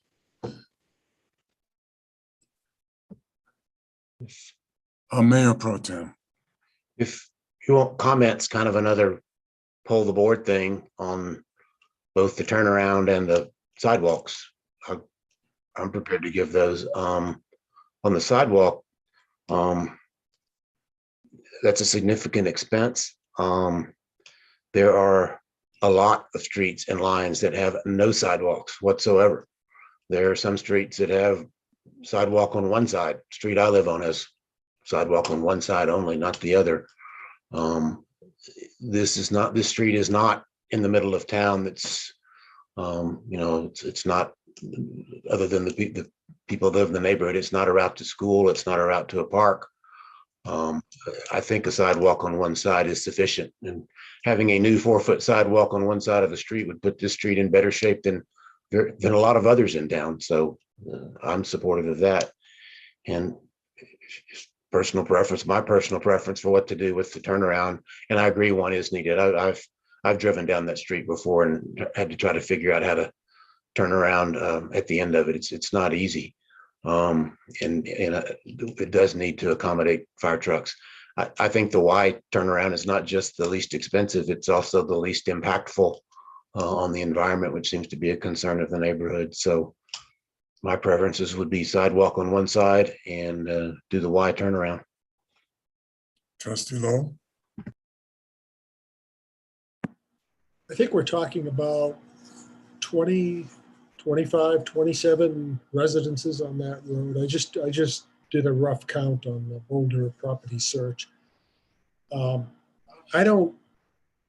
My impression is it's not a very walkable neighborhood. In other words, if anybody's going to go downtown there, chances are most of them are probably going to drive down. So I would be in favor of either keeping the existing sidewalk or just a sidewalk on one side. And as for the cul-de-sac at the end, I wouldn't approve of that. If the fire department has a complaint about what's there now, I don't see any reason to improve it. Trustee Gillis? I would agree with the sidewalk issue. One sidewalk on one side. I know Aaron indicated it's a negotiating issue. They took the project, the contractor took the project with knowing the sidewalk may not get replaced and trying to damage it, but it also doesn't build goodwill should we need something from them towards the project if there's an ad or something that needs to be done. Because contractors coming from that field, we can get you back in the end. So you got to be careful of that. So I'd hate to see them put them in that unnecessary situation, but a sidewalk is needed. At least on one side, I can walk up there and use the sidewalk, try to stay out of the street, all the cars parked there. A wide turnaround would be fine. I know Trustee Lowell just said that doesn't need one up there, but with the current fire situations we've had, I'd rather have more room for a fire truck or two to sit and mount and put up form an attack in there if they needed to, instead of fighting for space in the rocks where those trails are. So I would find a way funny. I think with our high collection of sales tax currently, and we'll discuss budget time, I would think we could probably find $150,000. I think if we put our pencils and minds to it. Trustee Watt? Yeah, I'll just say, for the turnaround, the least expensive option is what I'm going to vote for. And I think the 100 to 150,000 is reasonable for a decent sidewalk. I do know some folks that live up there, and they trudge up and down what's there already. So I think a nice sidewalk would be appreciated. Trustee Rogan? I agree with Trustee Waugh, and although I have to say, watching the kids walk to school with no sidewalks, with all these cars going to drop off by the elementary school every single day and blowing the stop sign and speeding down the streets, it rubs me a little bit the wrong way that we're replacing a sidewalk up there and the kids are still in danger just walking to school, thoroughfare. So I'm going to ask during budget talks, I'm going to ask about maybe putting a sidewalk in so that we can have a safe route to school on this side of town as well. Trustee Miller? I concur with Trustee Caravas and Trustee Rogan on both their points. On the safe routes to school, for sure, on the north side of town. That's a very good point that Trustee Rogan brought up. It's pretty scary over there sometimes. And I definitely think that there should be a sidewalk up there at some point. And I also think that we could potentially tap CMEX for some dollars, because the discussion that we're going to have a little bit later, I think we could probably, ask for some donations, perhaps. I need to ask Aaron a couple of questions. In the original bid, was there, am I to assume there wasn't a sidewalk included? Correct. That wasn't what we call a bid alt, being the secondary. They could bid on what they would charge to do the sidewalks also. And to do both sidewalks was 190,000 on top of what we already have in the contract. And so when you talk about damage, that was a little confusing to me. What did you mean by they could damage the sidewalk? What is that supposed to mean to me? I don't understand. Well, that they have concerns, since they're going to be cutting open the road to put in the sewer and water in particular. Yes. That they came back and said they might so again, let's start at the beginning, that they got the original bid, or they had the original bid to put in, and then we also had this additional bid for what it would be for the sidewalk. And so they gave their original bid, and they gave the 190,000 to do the two sidewalks. And my impression is they really thought we were going to take them both. And so that may have been part of how they bid the original one. So now when we're out there looking at the road, they mentioned some concerns about damaging the sidewalk. And so that falls under them. They would have to fix it as part of their bid. They might lose some money because they damaged it. It was not in the original bid. They must fix it. But to me, that gives us a negotiating point to say, okay, you've expressed concern about possibly damaging the sidewalk during your initial one. So we're not going to pay 190,000. We're going to pay you 120,000 because you might have $50,000 in damages anyways, even if you don't do this. So trying to find an area where we can work with the contractor to get the benefit of a sidewalk without the full cost that they've expressed that it would be. I understand that. I understand that from an economic standpoint, but maybe I'm just an idiot from a construction standpoint. They're going to dig up the street, and they're going to replace the utilities, correct? They're going to put in new utilities, being that they're not going to put the same ones in where they are. And we are now trying to get, maybe it helps, we're trying to get 10 foot of separation between the water and the sewer. Okay. So that pushes them out to the edge. Okay. So their backhoe is going to be right along the curb and gutter. And if that giant piece of equipment is on top of the curb, it is probably going to damage it. So they have to stick right to the edge of the asphalt with that equipment to prevent any possible damage from it. And are you talking about sidewalks on the way down that road? Yeah, include the entire stretch of Longs Peak. Okay, so this is what I don't understand. Does the installation of the sidewalk occur before the installation of the utilities? No. So then that's what I'm having a hard time with. So then why is there a worry about damaging the sidewalk if the sidewalk goes in after the utilities are installed? Well, Erin, can I try to explain? Sure. There'd be no sidewalk change. We'd have the existing sidewalk. And they're saying when they do the road, they're worried about breaking more of the sidewalk. And so they would just be patching more of it, which they would do. You're talking about the existing sidewalk. Yeah. Not replacing the whole sidewalk. Right. Currently, the bid is not to touch the sidewalk. We're not doing anything with any of the concrete work on either side. Administrator Simonson, you wanted to add something? Well, I think that end part probably explained it.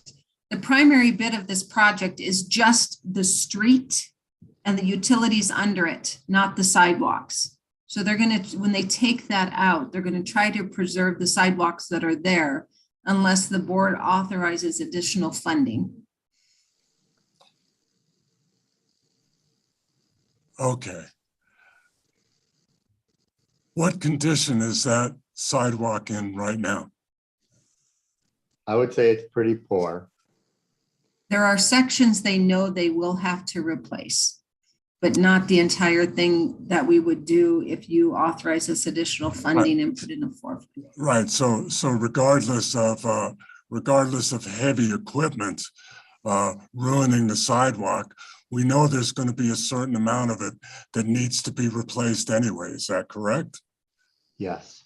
And what percentage of that would you imagine that to be? We didn't do a whole lot. 10,000, between $10,000 and $20,000 worth of sidewalk. Okay, so maybe 10%. Yeah. 10% needs to be replaced. Okay. All right.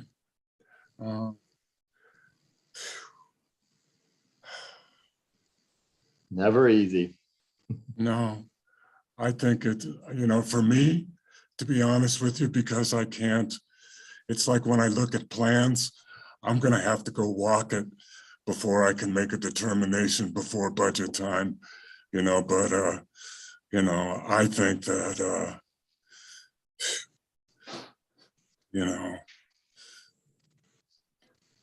I think one sidewalk is plenty. And I think that the safest cul-de-sac in regard to that whole subdivision butts up right against the foremost fire danger that exists in Lyons. So I would favor a cul-de-sac that would enable the best firefighting capability. And that's my position. Thank you all. Okay, are we done? Any other questions for? I have an additional question for Aaron. Yes, Trustee Carabas. Just what we just talked about, Aaron, with the firefighting capabilities, if I recall, I haven't seen the plans in a while. There is a hydrant at the very top, correct? It's going to stay there? Yes, there is.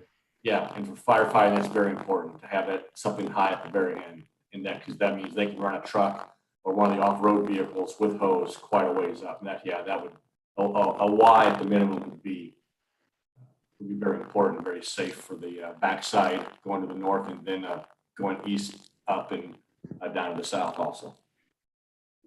I think the only question would be if the Y and the turnaround with the island in the center were the same cost, and the turnaround with the island in the center was less impactful. I mean, if they're the same amount of asphalt, you're really the same impact, but maybe less visually impactful. Would it be worth looking at the cul-de-sac with an island in the middle? To me, Aaron, that depends on what you call, what they or you consider natural. Natural as in before the homes are built, or what they consider natural after their homes are on now on natural ground. Plus, if that isn't taken care of, the town has to take care of it. It's additional property that has to be mowed, brush kept down. And firefighters, if they're fighting a fire in an emergency and they approach an area and their sides are on fire, they will not approach because they need a safe way out. Having an island provide something to burn, they don't need that. They probably need a Y. I guess the fire chief would be the first one, would be better to ask on that. But my little bit of understanding, what I've been studying over the years, is that could be a slight concern. But yeah, I'd love to see both. See what give us both price and what the fire chief thinks and says. Any other questions or discussion items? I'll just comment that the idea of a unpaved area in the middle of a cul-de-sac where you drive around it begs the question of what are you going to do with that area? Unless you've got somebody ready to landscape it and water it and everything, it's just going to be a circle of weeds. And since we're not allowed to kill weeds anymore in Lyons, I'm not in favor of creating any weed patches. So I'd rather have a Y. Further comments? Seeing none, we'll move on. We have our first report from our new finance director, Isto. You have the floor. Thank you, Mayor. Good evening, Mayor, Mayor Pro Tem, and trustees. I'm really happy to be here, and I have a presentation that I'll share. Let's see if I can get my screen shared.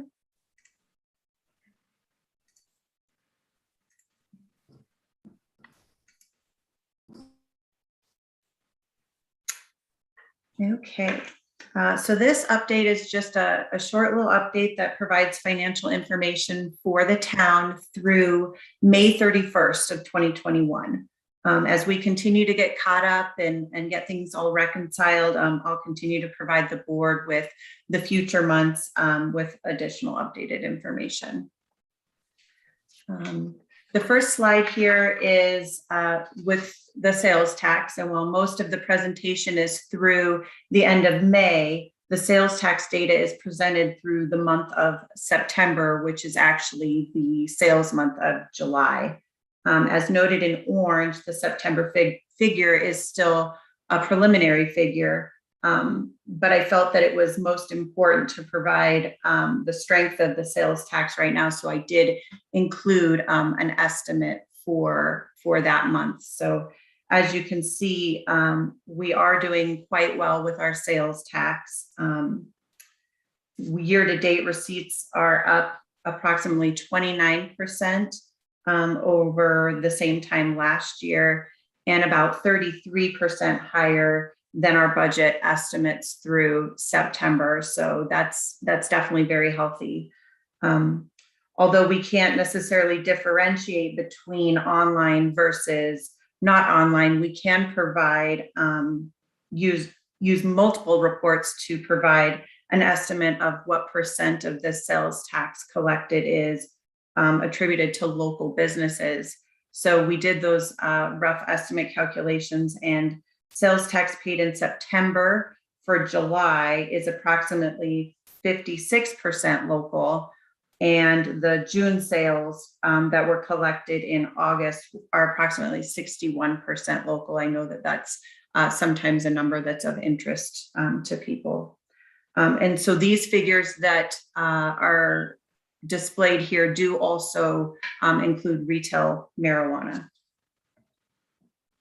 And so this slide just gives you a better visual from a sales tax comparison purpose that shows how much higher we are right now with our collections from the past 3 years. So 2021 is the top line there in red. This slide here gives you a year-to-date revenues and expenditures by fund through May.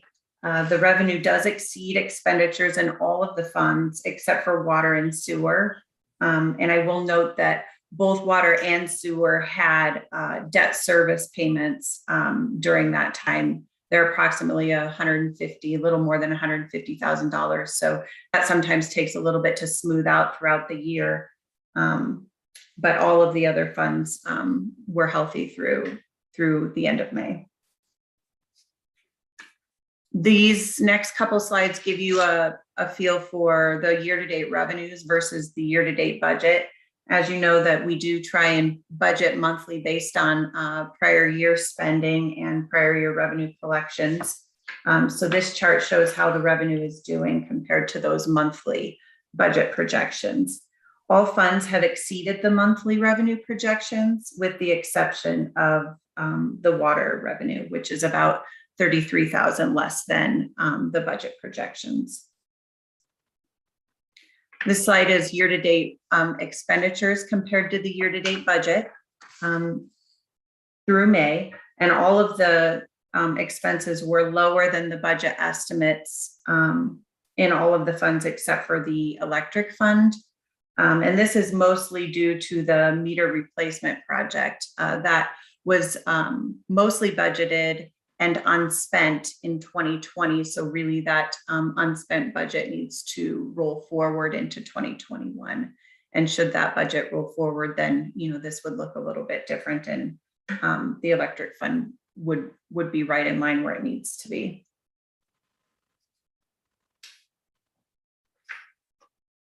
These next few slides, which I won't go into detail because they're a little bit, they repeat much of what we just spoke about, but they show each fund revenue expenditures by quarter. So first quarter is complete, and then the second quarter will be complete once we have the June figures in. But you can see these next few slides. This is the general fund. And the electric fund, you can see those expenditures increase, and those were due to the meter replacement project. This one is the water fund. You can see in the first quarter, that's when we have the debt service payments. So you see higher expenditures in the first quarter there. And then the same with the sanitation fund. The debt service is in the second quarter for that one. Stormwater revenues are exceeding the expenditures there. And then the Parks and Rec Fund is doing really well with the revenues as well, which it appears that we're continuing to see those with the summer months as well. Attorney's fees paid through the month of May are about $83,000. And that actually concludes my short little presentation. Thank you all for your time, and I'm happy to try and answer any questions that you might have. Are there any questions by the board? Mayor Pro Tem. I have a question, but I'm not looking for an answer until we have our budget session. And that is, will we be, for the budget session, will we be getting the same type of historic data going back at least 2 or 3 years? Because 2020 in a number of funds was, like parks, was goofy because of COVID. You didn't have the same. It's not really comparable, but I in particular, I'd like to see how the parks fund through the busy summer months compares to 2019 and prior, because we did a few things to try to increase the revenues. We increased some fees, we made some more camping spots, and I'd like to see how that's affected the parks fund. And in particular, in the wastewater fund, I think we still track that separately from the water fund. We did a wastewater rate increase, what, 2.5 years ago, I guess. And that fund is kind of a troubled fund for a number of reasons. It ran over expenses for years, and we have litigation pending, and we need to do upgrades to the sewer plant and all that kind of thing. I think it's important, particularly while those of us who were on the board when we did that rate increase back, I can't remember if it was 2018 or 2019, that we see how that rate increase has affected the wastewater fund. Have we just got it, for a long time it was running in the red, have we just got it up to break even, or are we actually kind of catching up on the deficits that we had in there for a while? So during the budget process, being able to see what the effect of our prior wastewater rate increases is important. So I'll just note that now, but I'm not expecting an answer until we get into the detail, start digging into the details of the budget. But and welcome, and we're certainly glad to have you. We've missed some of the detailed financial reporting month to month, and it's very important. So I'm glad you're here. Great, thank you. Further questions, comments? Trustee Rogan. I just want to echo what Mayor Pro Tem said. Thank you so much for the presentation, and we are so glad to welcome you here. Thank you.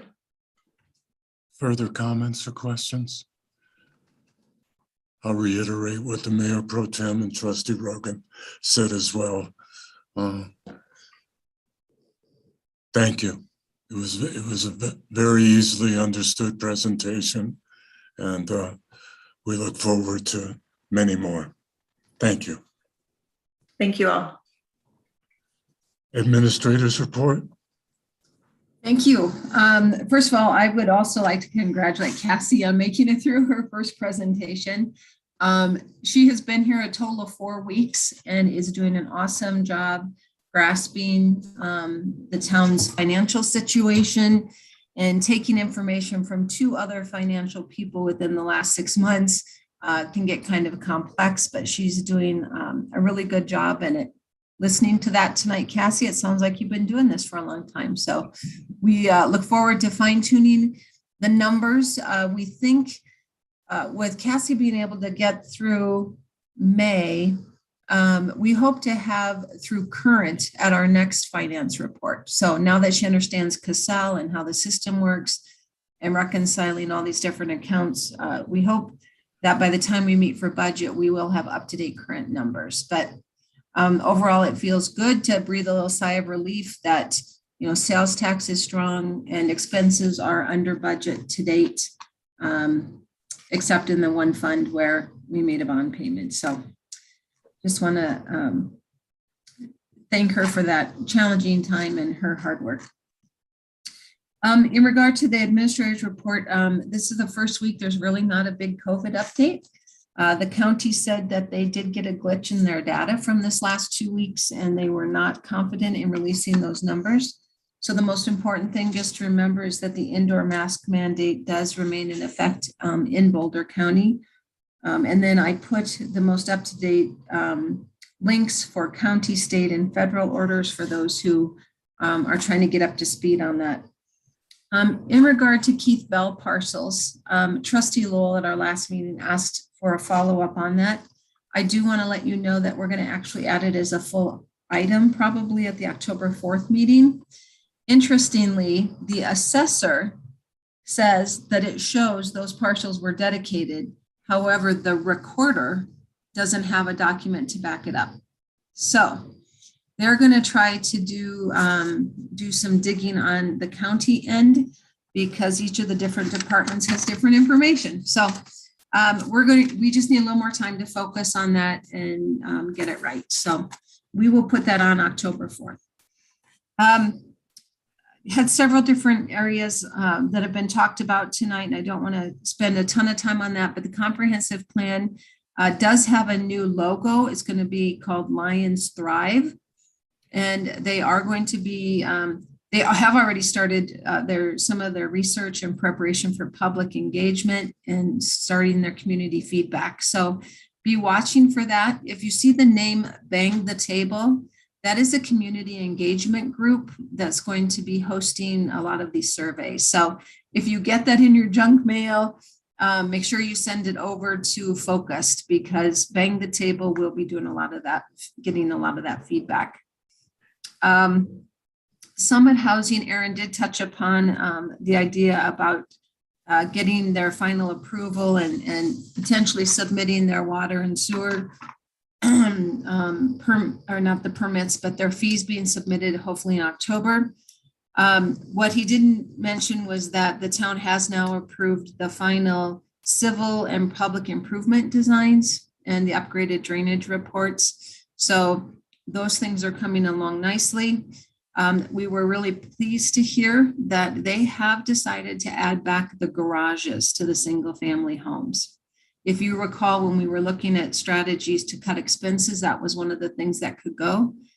Lumber prices have started to come down a hair apparently, and it's more costly to redesign the structures than to put those in. So I think that's a good news for that neighborhood.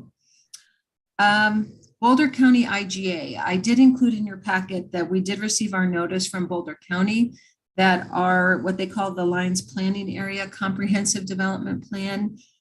Each of the municipalities within Boulder County have a planning agreement with the county.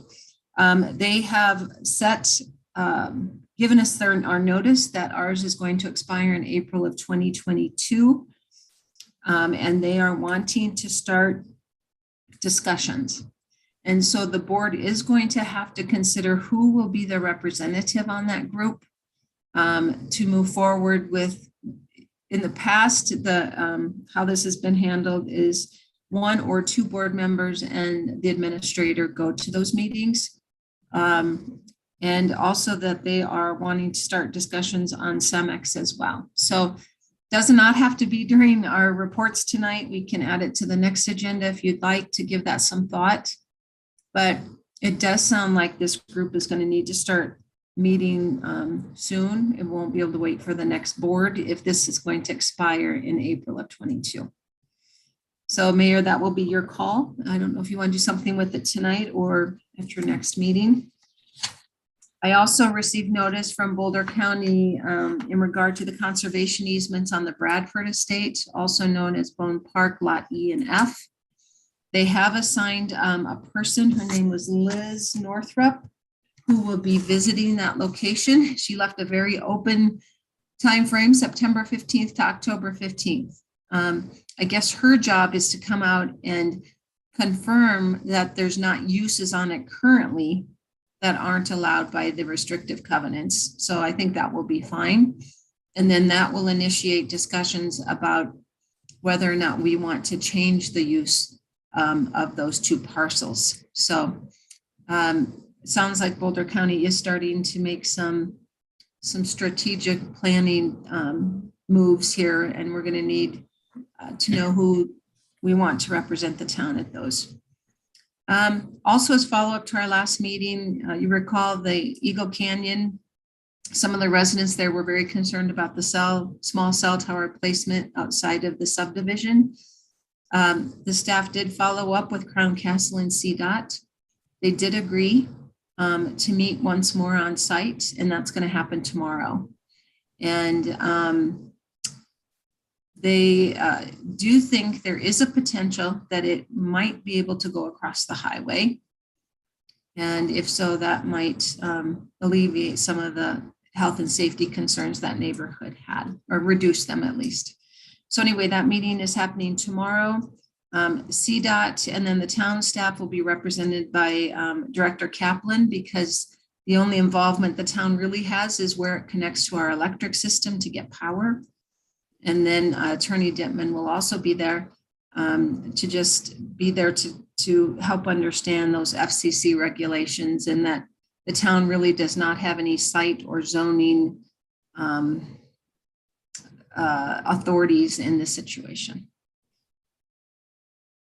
Then the other thing I want to touch on, if you guys will recall, on August 23rd during audience business, you had a gentleman named Keith Chatfield, who's a partner in development with David Wickham. They were asking and the board if they would be open to discussing water shares for their parcels on McConnell. There was no comment and there's been no follow-up. And so they have reached out to me again, asking to meet with me. And I have explained that, you know, the code is what it is, and it's not my understanding that the board is interested or someone would have brought that up. However, they are being quite determined, reaching out regularly, wanting to get some more feedback from the board. So this is another item I would like to get some either guidance or put to bed, maybe through future agenda items, if the board sees fit to do that. The rest of the report, it's already getting kind of long, but we did do quite an update under Parks and Public Works of all the different things going on right now around town. And we did host the limb drop-off fire mitigation event out at in front of the Public Works building on the Tamburello site this past weekend. From driving around town today, it appears that some people were confused. We have new stacks of piles of limbs on the curbs again. So we're going to strategize tomorrow on how to deal with that. But the event appeared to be fairly successful, but not as overwhelming as it has been in years past. There is also updates in here from community relations and communications. The cross-country invitational was well attended. No problems noted that I heard about there either. So I think at this point, I'll leave it open for questions. It was a long report. If there's anything in there you want clarified, I'd be happy to answer. Any questions for Administrator Simonson? Trustee Lowell. Thank you, Mayor. Yeah, Administrator Simonson, I apologize. I wasn't here. I believe it was on August 16th as I was reading the notes, Mr. Chatfield came in. Not being privy to the discussion, except I read in the notes. I mean, what is he basing his request upon? It seems to me that all 115 LVP homes, plus the 40 that Summit is going to put up, all had to have water shares dedicated. If is he hearkening back to the 812 Highland issue we had with Mr. Wickham, where we forgave him the water rights? Is that what he's using as a basis? Part of his basis is that all the lots that were platted earlier than a certain date were counted in the original water shares the town negotiated with Longmont. And they're saying this whole division was platted in the 70s, including these lots. Second of all, he does have, they've apparently, as part of this last purchase with Mr. Bell, have acquired numerous ditch rights from several different ditch companies, and they think there may be a value of that to the town for irrigating our parks. And they would like to talk about, is there any other alternatives, as they don't have a use for the ditch water and we do. So they're wanting to just share their ideas with the board apparently. And but that first issue, yes, he did say they were going to potentially seek legal advice. So at that point, I stopped communicating as well. That's an interesting, it's an interesting conversation. I mean, if LBP was plotted back in the 70s, pre-water share dedication requirements, then I think all 115 homeowners ought to get their money back on the Sure, price. Yeah, right? we tried to explain that there's a separate subdivision improvement agreement that exempted them from that. But they're tending to focus on just the other idea.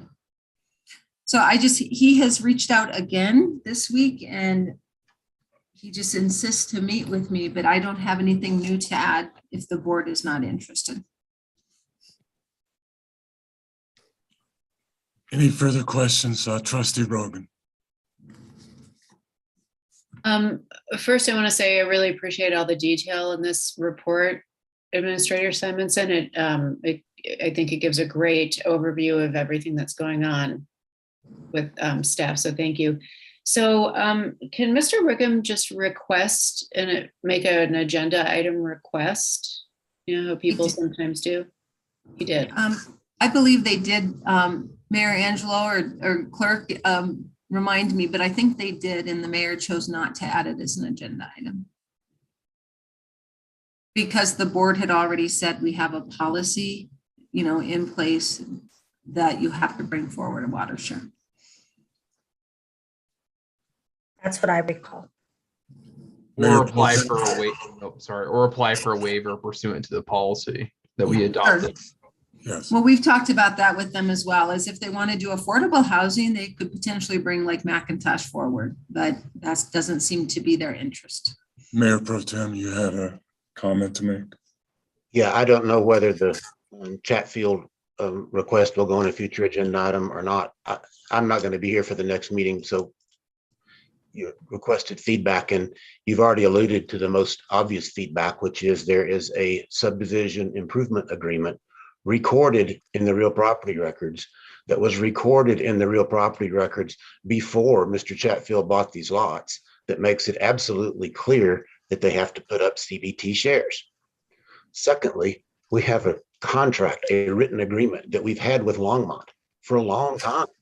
That Utilities Director Kaplan has explained to us several times that for these newer subdivisions requires CBT shares.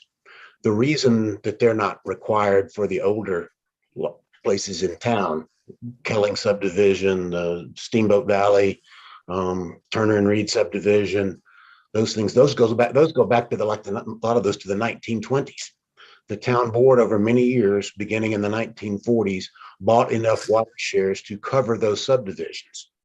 And that's why we have reinstituted the policy that for lots in those subdivisions, and there are very few of them left. There was one on Kelling Drive about 4 or 5 years ago, one on First Avenue, Mr.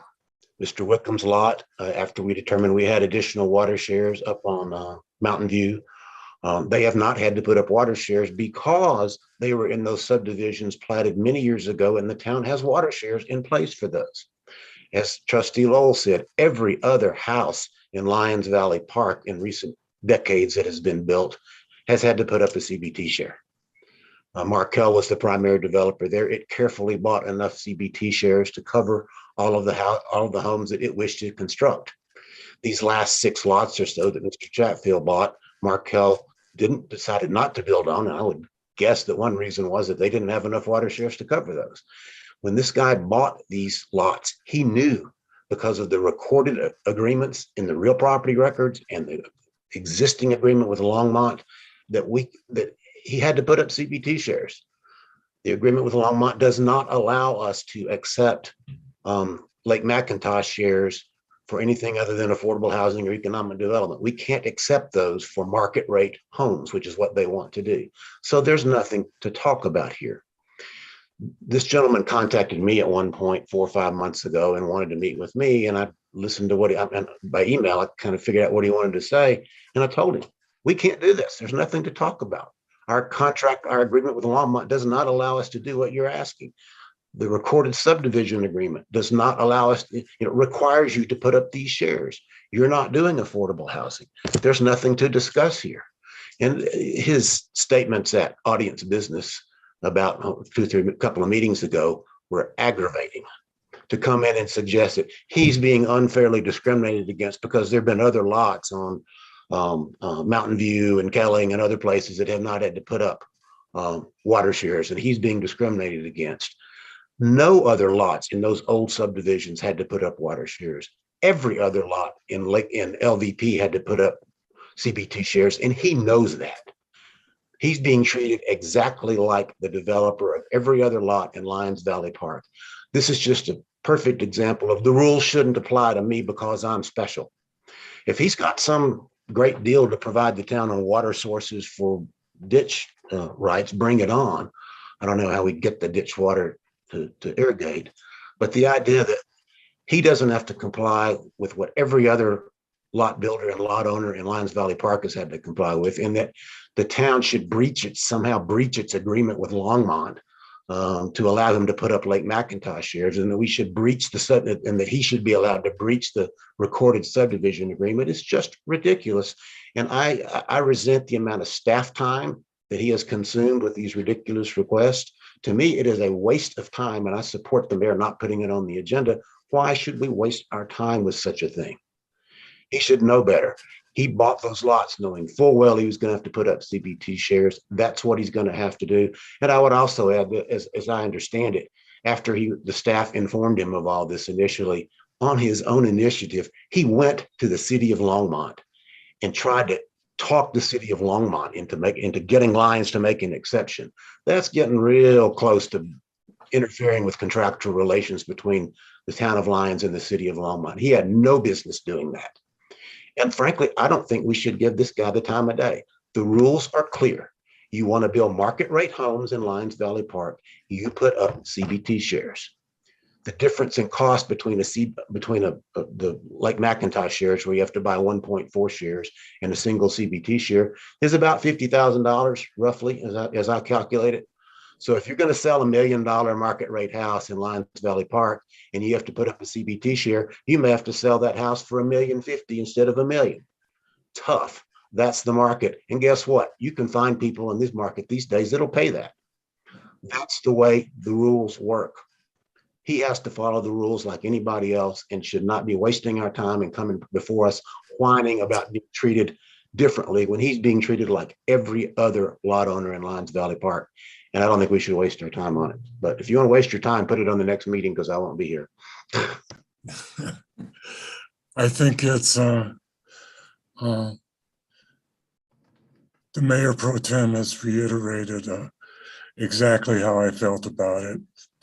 A council has suggested a means by which he could maybe bring it forward to the board, but I agree. I've always been fascinated when people talk about $1 million condos, and now a house just sold for over $1 million in LVP, and I understand money is money, but the difference between a CBT share and 1.4 Lake McIntosh shares is not a deal breaker. And so I have a hard time, comprehending the additional $50,000 that somebody thinks they have to make on a 1.1 or $1.2 million house. I guess, if you're gonna watch every single penny, that's fine, but I don't think that there's a legal way that we can make an exception to this with our contractual obligations. And so that's why I just said, as the mayor pro tem just so eloquently stated, that it's just a waste of time, really. I don't think that this board of trustees or any future board of trustees would make an exception in this particular case. Any other comments? Trustee Waugh has his hand up, sir. Trustee Waugh, thank you so much. Trustee Waugh. So I agree that there's probably nothing we can do for this landowner. I am appalled by the outburst of Mayor Pro Tem Browning. Because, oh, this is a waste of time. This is ridiculous, and so forth. The town of Lyons has a history of poor record keeping, poor administration and following of the rules. And this person is simply asking for a thorough investigation of that. And to basically rant and rave about a 7%, $70,000 for a CBT on $1 million house, 7%, significant amount of money in the margins of building a home in the town of Lyons.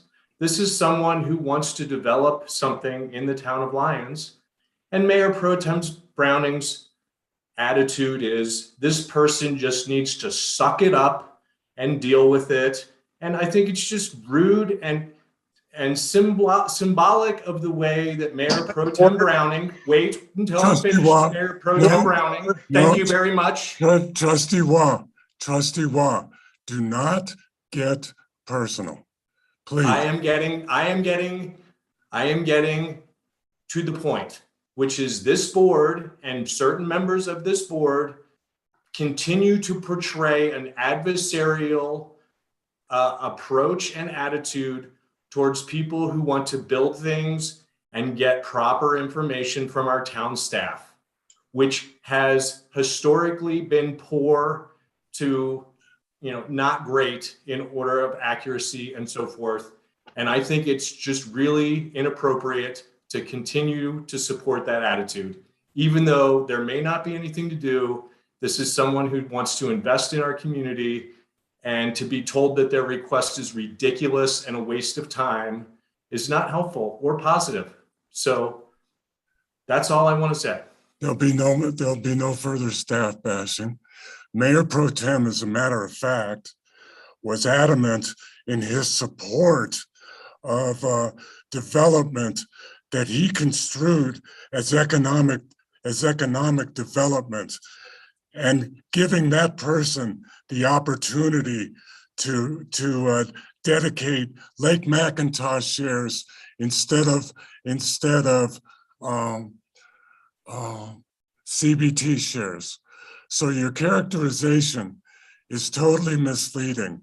It's a case-by-case basis, and we're going to be careful from now on about staff bashing and personal animosity towards a fellow board member.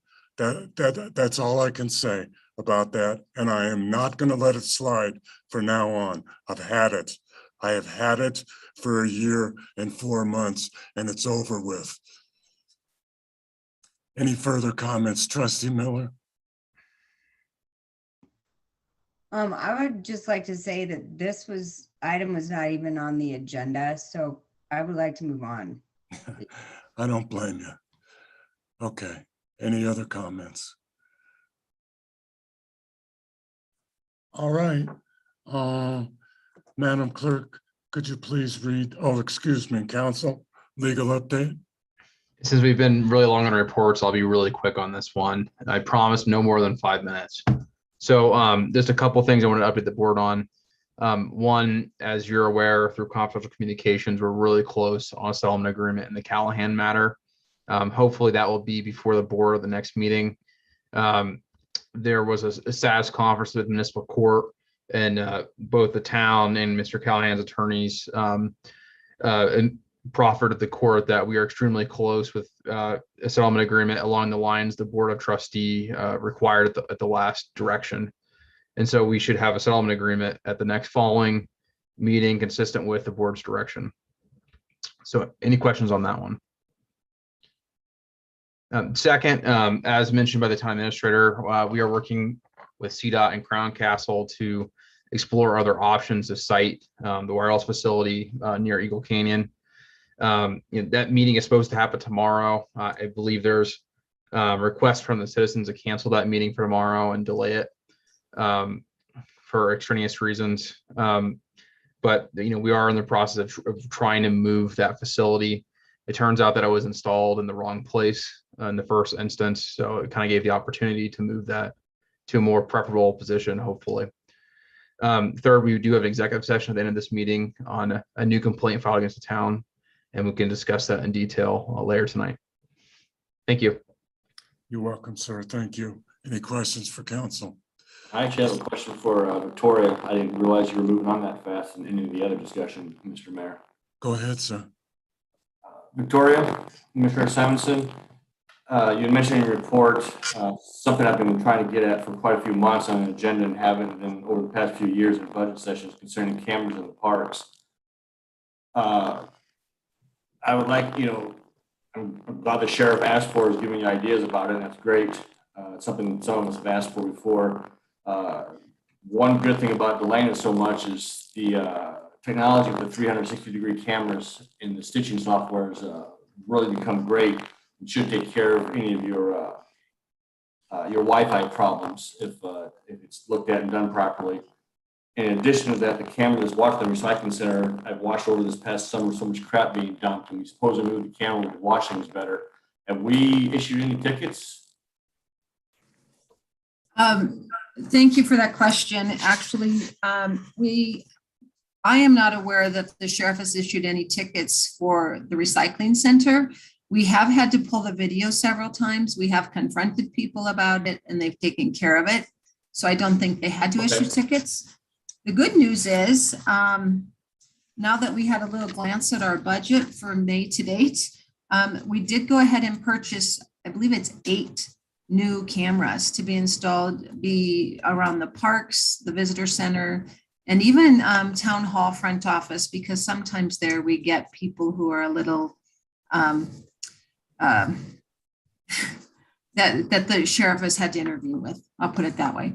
So they have been delivered, and now our staff, Justin, who has a good background with wireless technology, is going to be working with Aaron and getting those installed. So did we get good enough ones that can adjust for night, day, storms, rain, everything? They, like you said, technology, it has changed dramatically. It continues to change, and we did get the most up to date. Okay. So yes. So I'm excited to get those installed. They arrived last week. Great. Thank you very much. Appreciate it. Yeah. Thank you. Moving forward, Madam Clerk, could you please read the next item into the record? Yes, sir. The next item is Ordinance 1108, an ordinance of the Town of Lyons, Colorado, approving an application for the rezoning of lots 1, 2, and 3 of Block 32, commonly known as 431 4th Avenue, within the Town of Lyons, from the C Commercial Zone District to the General Industrial Zoning District, GI. Staff? Good evening, Mayor and the board.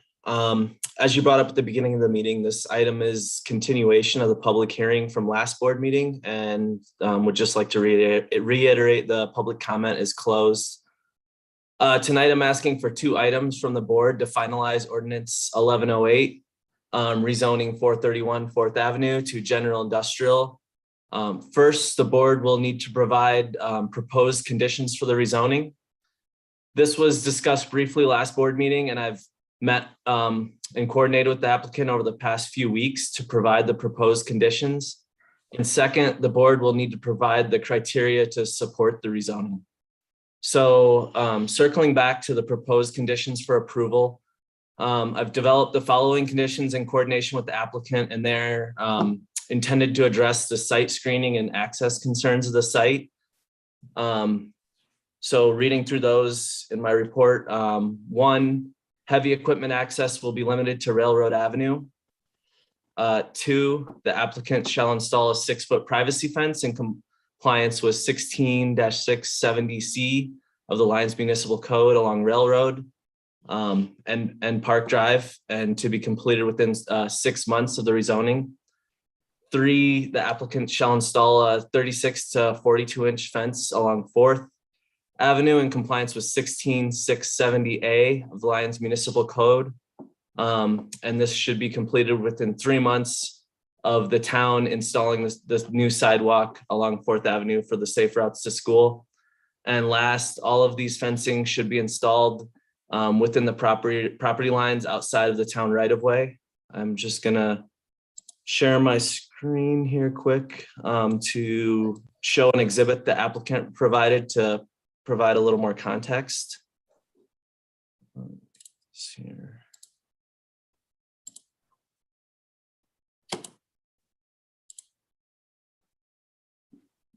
So this is a exhibit the applicant provided. So the yellow represents the 6 foot tall screening fencing, and the blue is the lower fencing in the front. And this was really, I guess, further context. This is, we were looking at the library across the street and having the the yellow rear fencing be similar to the wood screening fencing they have on the rear. And then in the front, that wrought iron fencing they have as well, having a similar wrought iron fencing to that as well. And then second, to, I guess, continue on, the board must also provide evidence for the rezoning. And my staff report has provided a suggestion for that. That's provided by the applicant for the board to consider. Lyons Municipal Code 16-1542 states that the official zoning map shall not be amended except to rezone an area or extend a boundary of an existing district because of changed or changing conditions in a particular area or in town in general. The applicant has provided evidence that with the recent acquisition of the municipal property in the Eastern Corridor, the town has changed their need for municipal property in the area.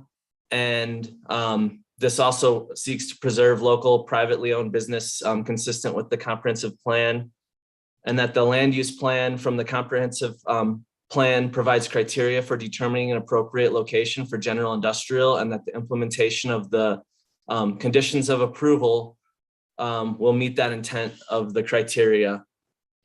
So I've included additional information in my cover sheet, but we've had multiple board meetings on this ordinance. So I'm sure you're all aware of the site conditions in the ordinance. So I'll just be happy to open it up for any questions. Are there any questions for Philip?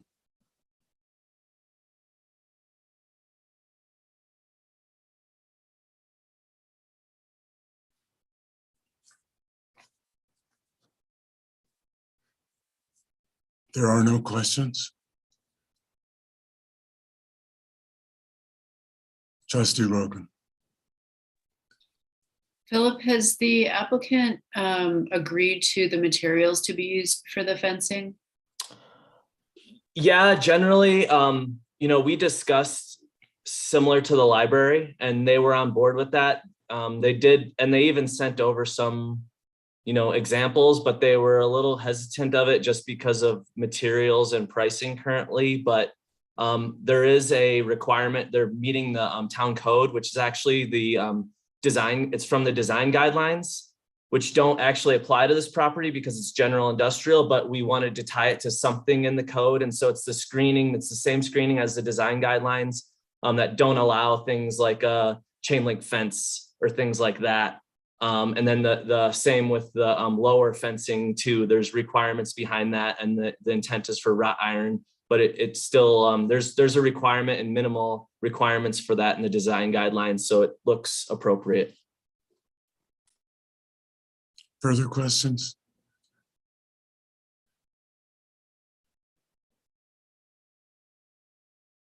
Seeing none, Counselor, what is our next order of business? Thank you, Mayor Angelo. The next order of business is a motion and a second, and then discussion upon the ordinance. Any amendments there may be after as part of that discussion. Okay.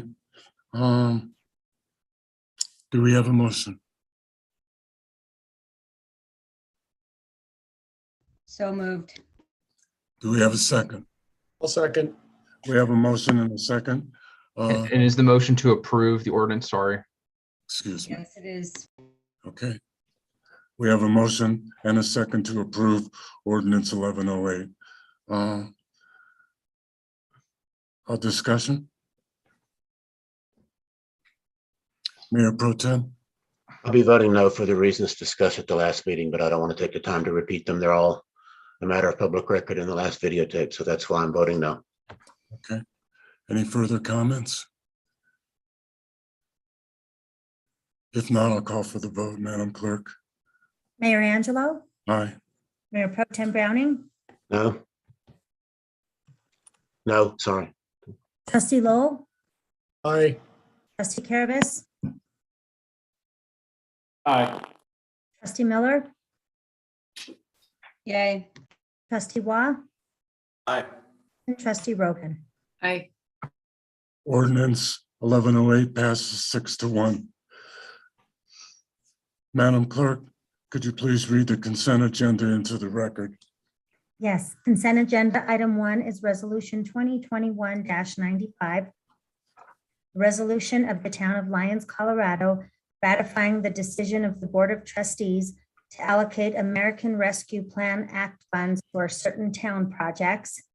Item 2 is resolution 2021-96. A resolution of the Town of Lyons, Colorado, ratifying the intergovernmental agreement, the IGA, with the Colorado Department of Transportation, CDOT, for the St. Vrain Regional Trail Extension. They want to break or keep going. Item 3 is resolution 2021-97, a resolution of the Town of Lyons, Colorado, approving the third amendment to the amendable letter of understanding with the Planet Bluegrass Farm property. Item 4 is resolution 2021-98, a resolution of the Town of Lyons, Colorado, approving a first amendment to the utility easement agreement with the owners of 4170 Ute Highway. Item 5 is resolution 2021-99, a resolution of the Town of Lyons, Colorado, approving a contract with Twin City Security Incorporated for Lyons Parks. Item 6 is resolution 2021-101, a resolution of the Town of Lyons, Colorado, accepting a grant from the State Historical Fund to replace the Ute Trail marker. Item 7 is resolution 2021-102, a resolution of the Town of Lyons, Colorado, approving the first amendment to the amendable letter of understanding with the Planet Bluegrass Ranch property. Item 8 are the September accounts payable, and item 9 is the September 7th, 2021 Board of Trustees meeting minutes. Do we have a motion to approve the consent agenda? So moved. Do we have a second? Second. Are there any items that a trustee wishes to remove from the consent agenda? Mayor Pro Tem Browning. Yes, items 1 and 3, please. 1 and 3. Anything else by anybody else? Okay.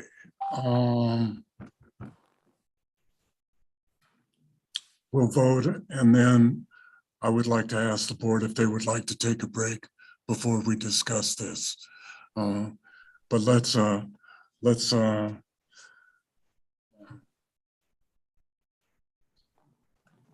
vote on approving the consent agenda with the exception of item 1 and 3.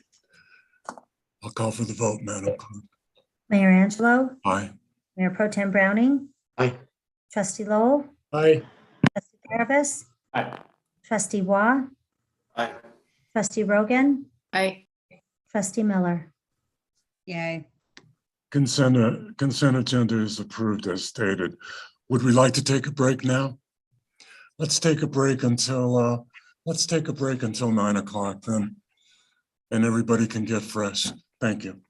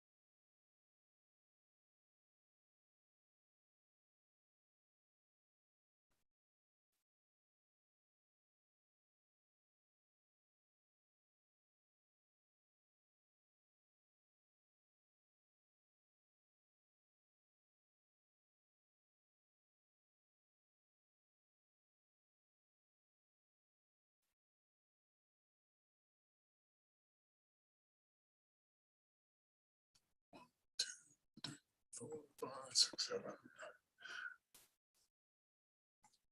We'll reconvene. Mayor Pro Tem, you removed 2 items from the consent agenda. Yes, item 1, I removed simply because if approved, it would include some expenditure of funds on the street where I live. And so I simply wanted to abstain from the vote on that. So I wanted to remove it so I could note on the record my abstention from voting, but I have no problem with the resolution. I just prefer not to vote on it. All right, sir.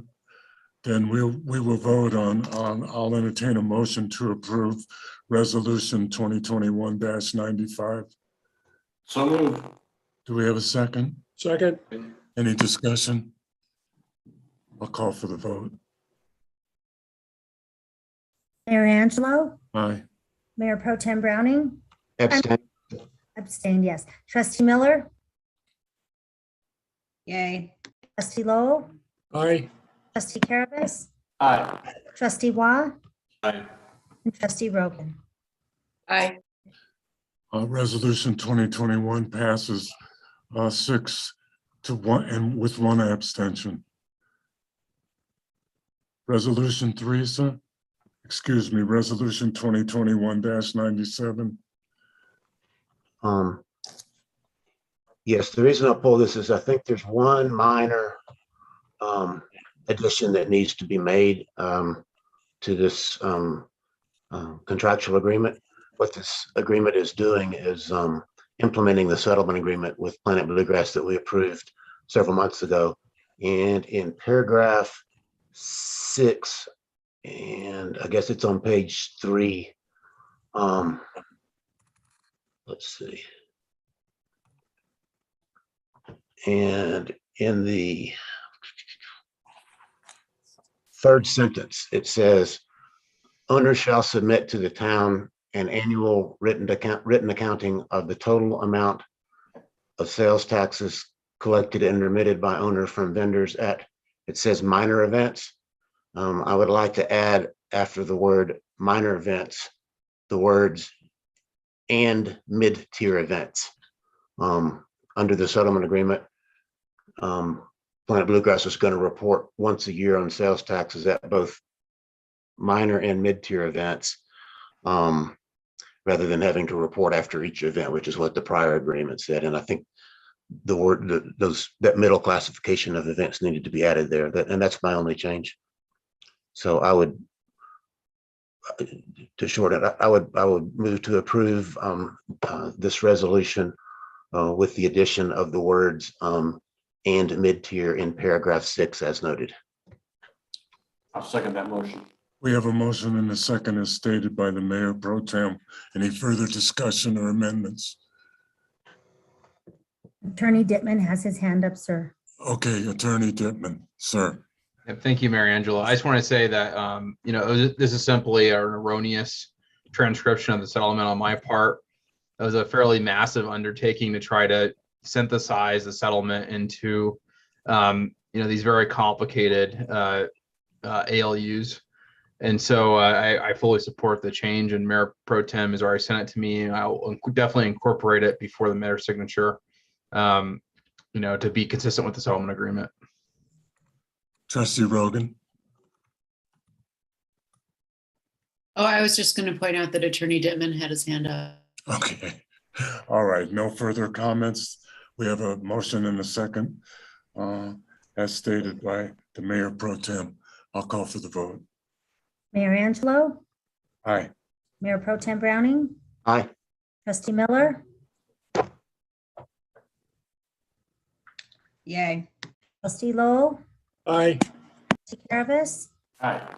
Trustee Waugh, Aye. and Trustee Rogan. Aye. Resolution 2021-97 passes unanimously.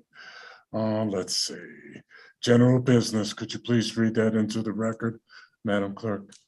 Yes, the next item under general business is resolution 2021-100, a resolution of the Town of Lyons, Colorado Board of Trustees requesting and recommending that Boulder County collaborate with the Town of Lyons to review connecting trail between Lyons existing parks and trail system and Hall Ranch open space via the Hat Rock / Corona Hill area.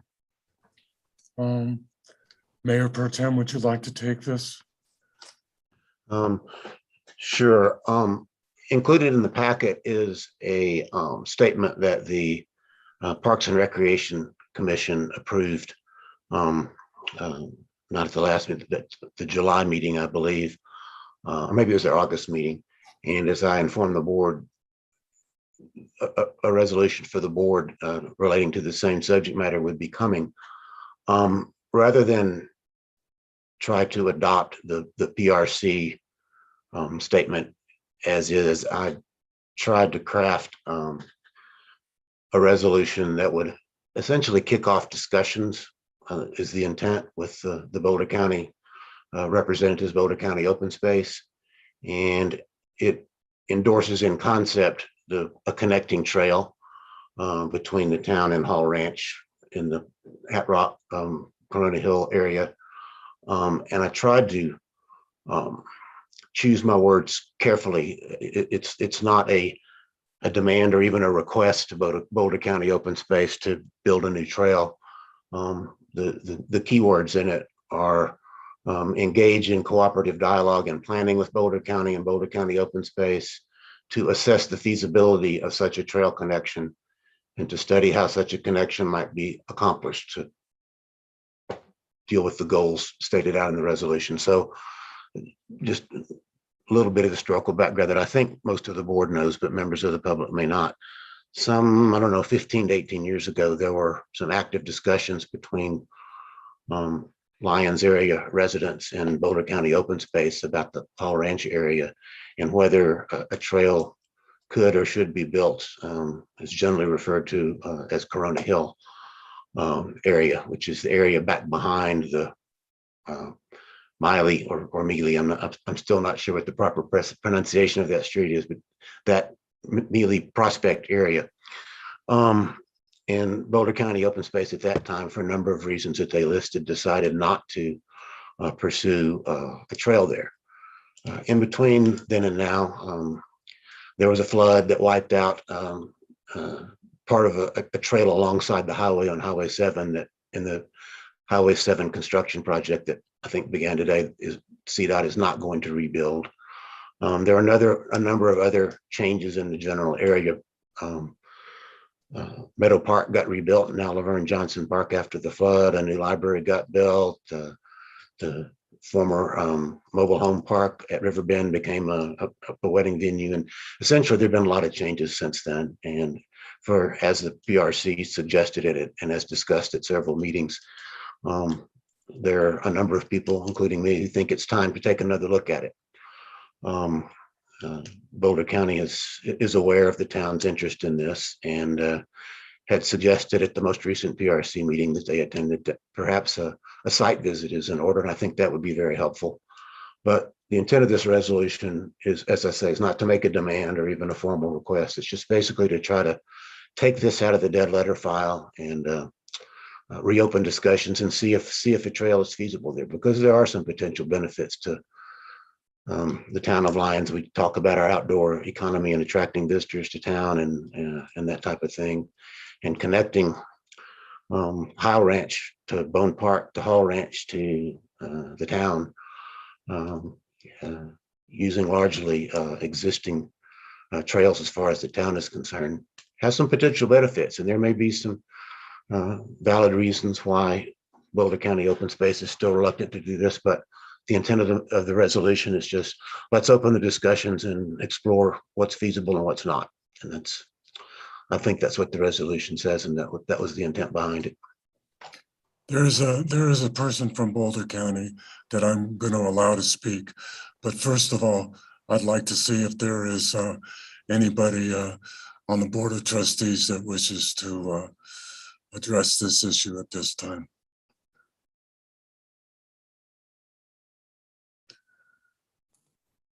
Ernst, excuse me, Trustee Caravas, sir. No, I would just, you asked if you wanted some input or make sure. I welcome the opportunity to open this discussion with Boulder County because of We just took a leap forward on our consent agenda on spending monies and staff time and negotiating with some of our own businesses and ditch companies with extending our trail out to Highway 36. This is helping fulfill, and we had support of Boulder County and all the trails people in the state wanting us to do that. I don't see a reason why they don't want to work with us and continue this trail operation, extending it further. It allows the businesses and Lions to offer packages on our shoulder seasons, even into our winter seasons, to bring people in, which only helps them as a business, helps taxes, helps our restaurants. It gives easy access to trail during emergency situations. Again, for fire, as we saw, a lot of those watch fires burned the rims around Lions this past summer. And it's just a continuation of the trail system that's been talked about in this part of the state for, like we've been told, for 40 years. And I don't see why this shouldn't be open and should be something we can move forward with. Any further comments by the Board of Trustees? If not, I'll recognize Ernst Strange to address the Board of Trustees at this time. Sir. Yeah, thank you. Thank you, Mayor. Thank you, board members. I'm Ernst Strange. I'm a senior planner with Boulder County Parks and Open Space. And I just want to first thank the Parks and Recreation Commission for letting us speak with them in February. And then we also were at the August meeting to learn a little bit more about this idea and this proposal. I think there's definitely a huge desire by many people to have this connection between the town of Lyons and Hall Ranch, including Parks and Open Space.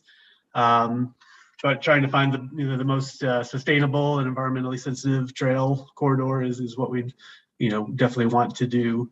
One thing that we talked about at the PRC meeting is having some of our Parks and Open Space staff do an assessment to relook at the site, to kind of relook at the resources that that were the reasons for the closure of the area, as well as looking at the trail corridor and what that would look like. As you all know, the site is very steep, greater than 12% grade is my understanding. And so I think having our team, our experts looking at that and providing a report to the town about the resources.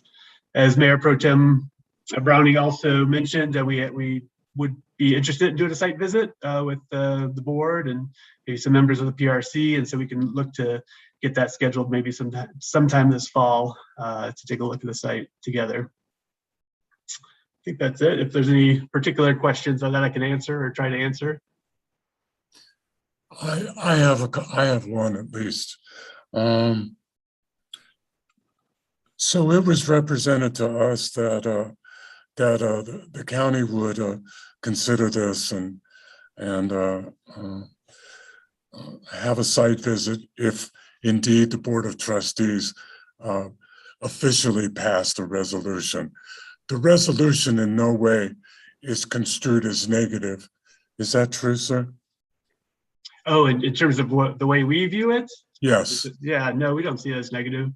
Definitely, I think the town of Lyons is a great partner, and we want to continue working together. Okay, that's my main question. Are there any questions for Ernst from the Board of Trustees? Trustee Carabas.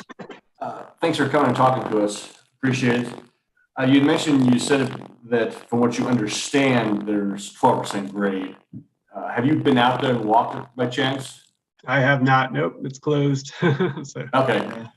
If you wanted to walk straight up the erosion till on the north side and you look at a line, yeah, it's probably 12%. Mm-hmm. But if you wind up the old cattle trail and ranch road that the ranchers originally had, not close to 12%. And if you're coming from the Miley Street side, you can bring that around the highway side and go across the ledge. And pretty sure I'd love to meet you, Mr. Browning, up there sometime, other staff up there, and we can walk around and take a look at it. I think you would see that it's not a chance it's at 12%. So just so you know. Thank you. You bet. Thank you. Any further questions or comments by the board?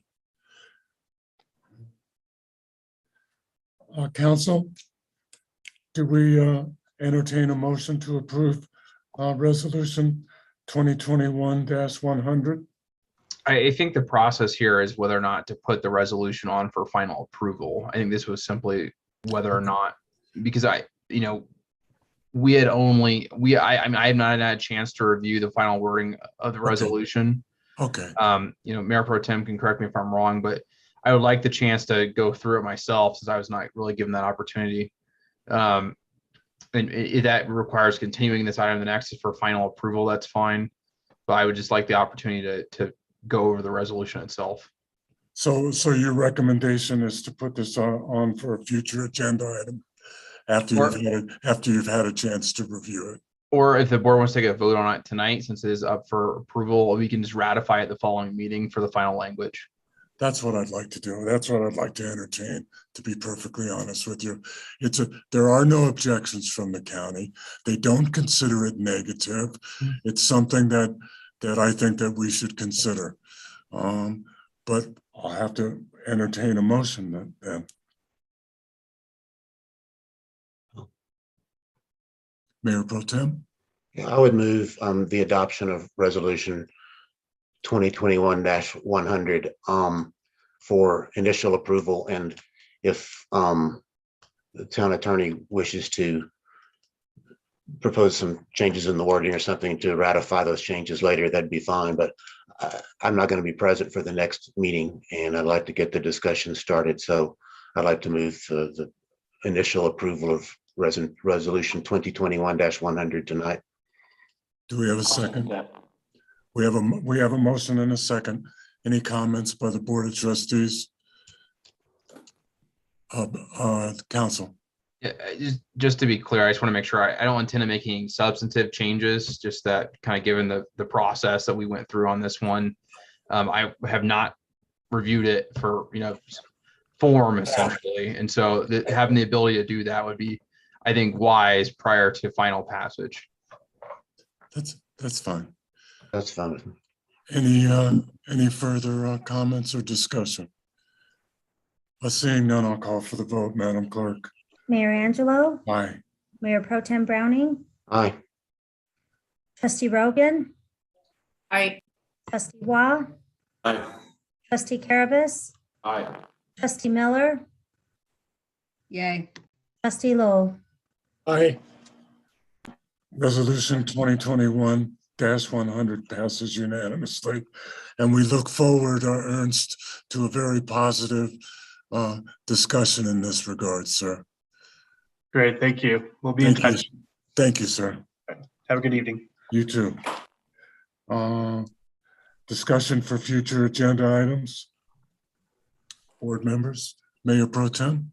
Yeah, I have one that came up tonight from an earlier report, and it may or may not relate to the item we just approved, a future connecting trail, and that is I'd like actually a future agenda item for the board to authorize either the mayor or the town administrator to communicate the board's concern to CDOT about any possible closing of the crosswalk at Miley Street.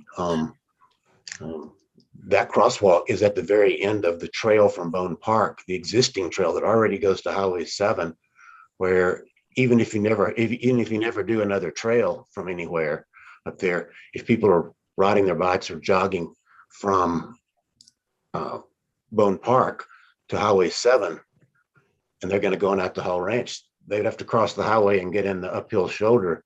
And to take away that crosswalk is there's a problem with the curve there. There's no doubt, but without a crosswalk, it's dangerous. It's dangerous now. It's more dangerous without a crosswalk. And what I'd like the board to talk about is maybe even asking CDOT for improvements to the crosswalk, of better lights and signage and speed limit signs, not taking it away.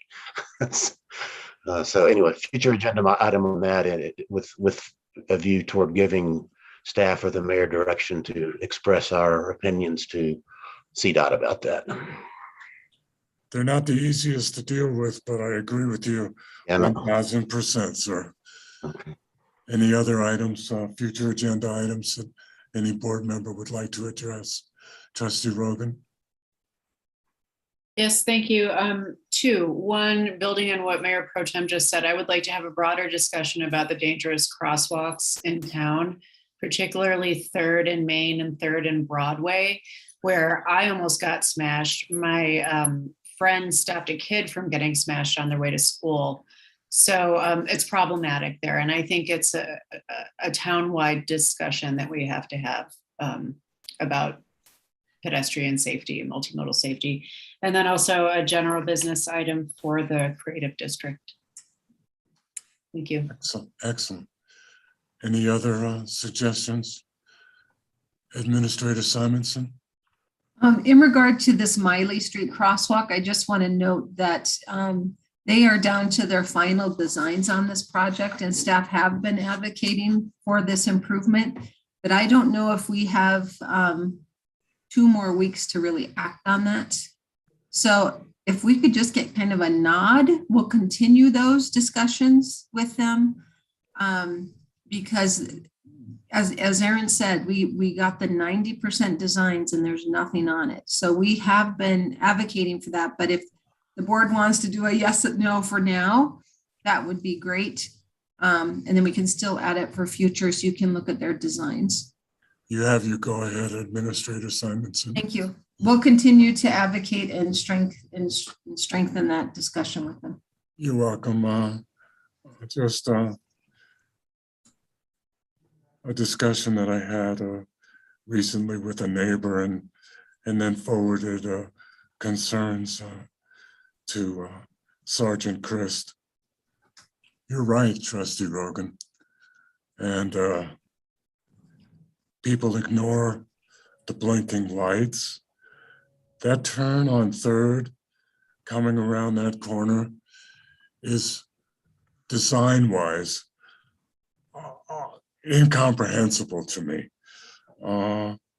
So we need to take a good look, but I don't know if anybody noticed today, but the flashing lights were out in force, and the enforcement is going to be picking up appreciably because people are starting to ignore some very obvious warnings.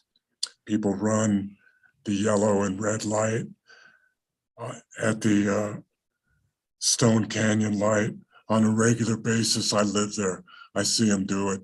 They come around that corner at 50 and then go through that light trying to beat a yellow or even a red, you know, since they don't see anybody on either side, they won't stop, you know, so it's like enforcement is gonna be picked up.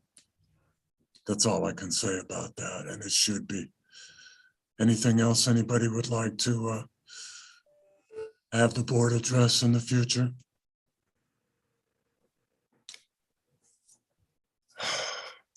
Okay. Summary of action items. Okay, here's what I've got. Number 1, we have a follow-up on the Creative Art District, follow-up with Boulder County on the Lions Valley property lots, potential direction on watershed dedication request from Keith Chatfield. Number 4, update resolution 2021-97 with edits, and ratify resolution 2021-100 at the next Board of Trustees meeting. Madam Administrator. I only have a few more notes about things to bring up during budget discussion. Council. Dolores had my 2 items. Okay. All right. Mayor Pro Tem. I move that we enter into an executive session pursuant to Colorado Revised Statutes 24-6-4024B for receiving legal advice from attorneys representing the town on specific legal questions, specifically regarding Benita Yoder's CRCP 106A4401 complaint against the town regarding alleged decisions made by the Board of Trustees regarding her property and obtaining advice as needed from legal counsel on related legal issues. I'll second that. We have a motion and a second to enter into executive session. You'll post that, Clerk Vasquez? I just sent the board the link. Yes, sir. Okay, I'll call for the vote. Mayor Angelo, Aye. Mayor Pro Tem Browning, Aye. Trustee Miller, Yay. Trustee Lowell, Aye. Trustee Waugh, Aye. Trustee Caravas, Aye. and Trustee Rogan. Aye.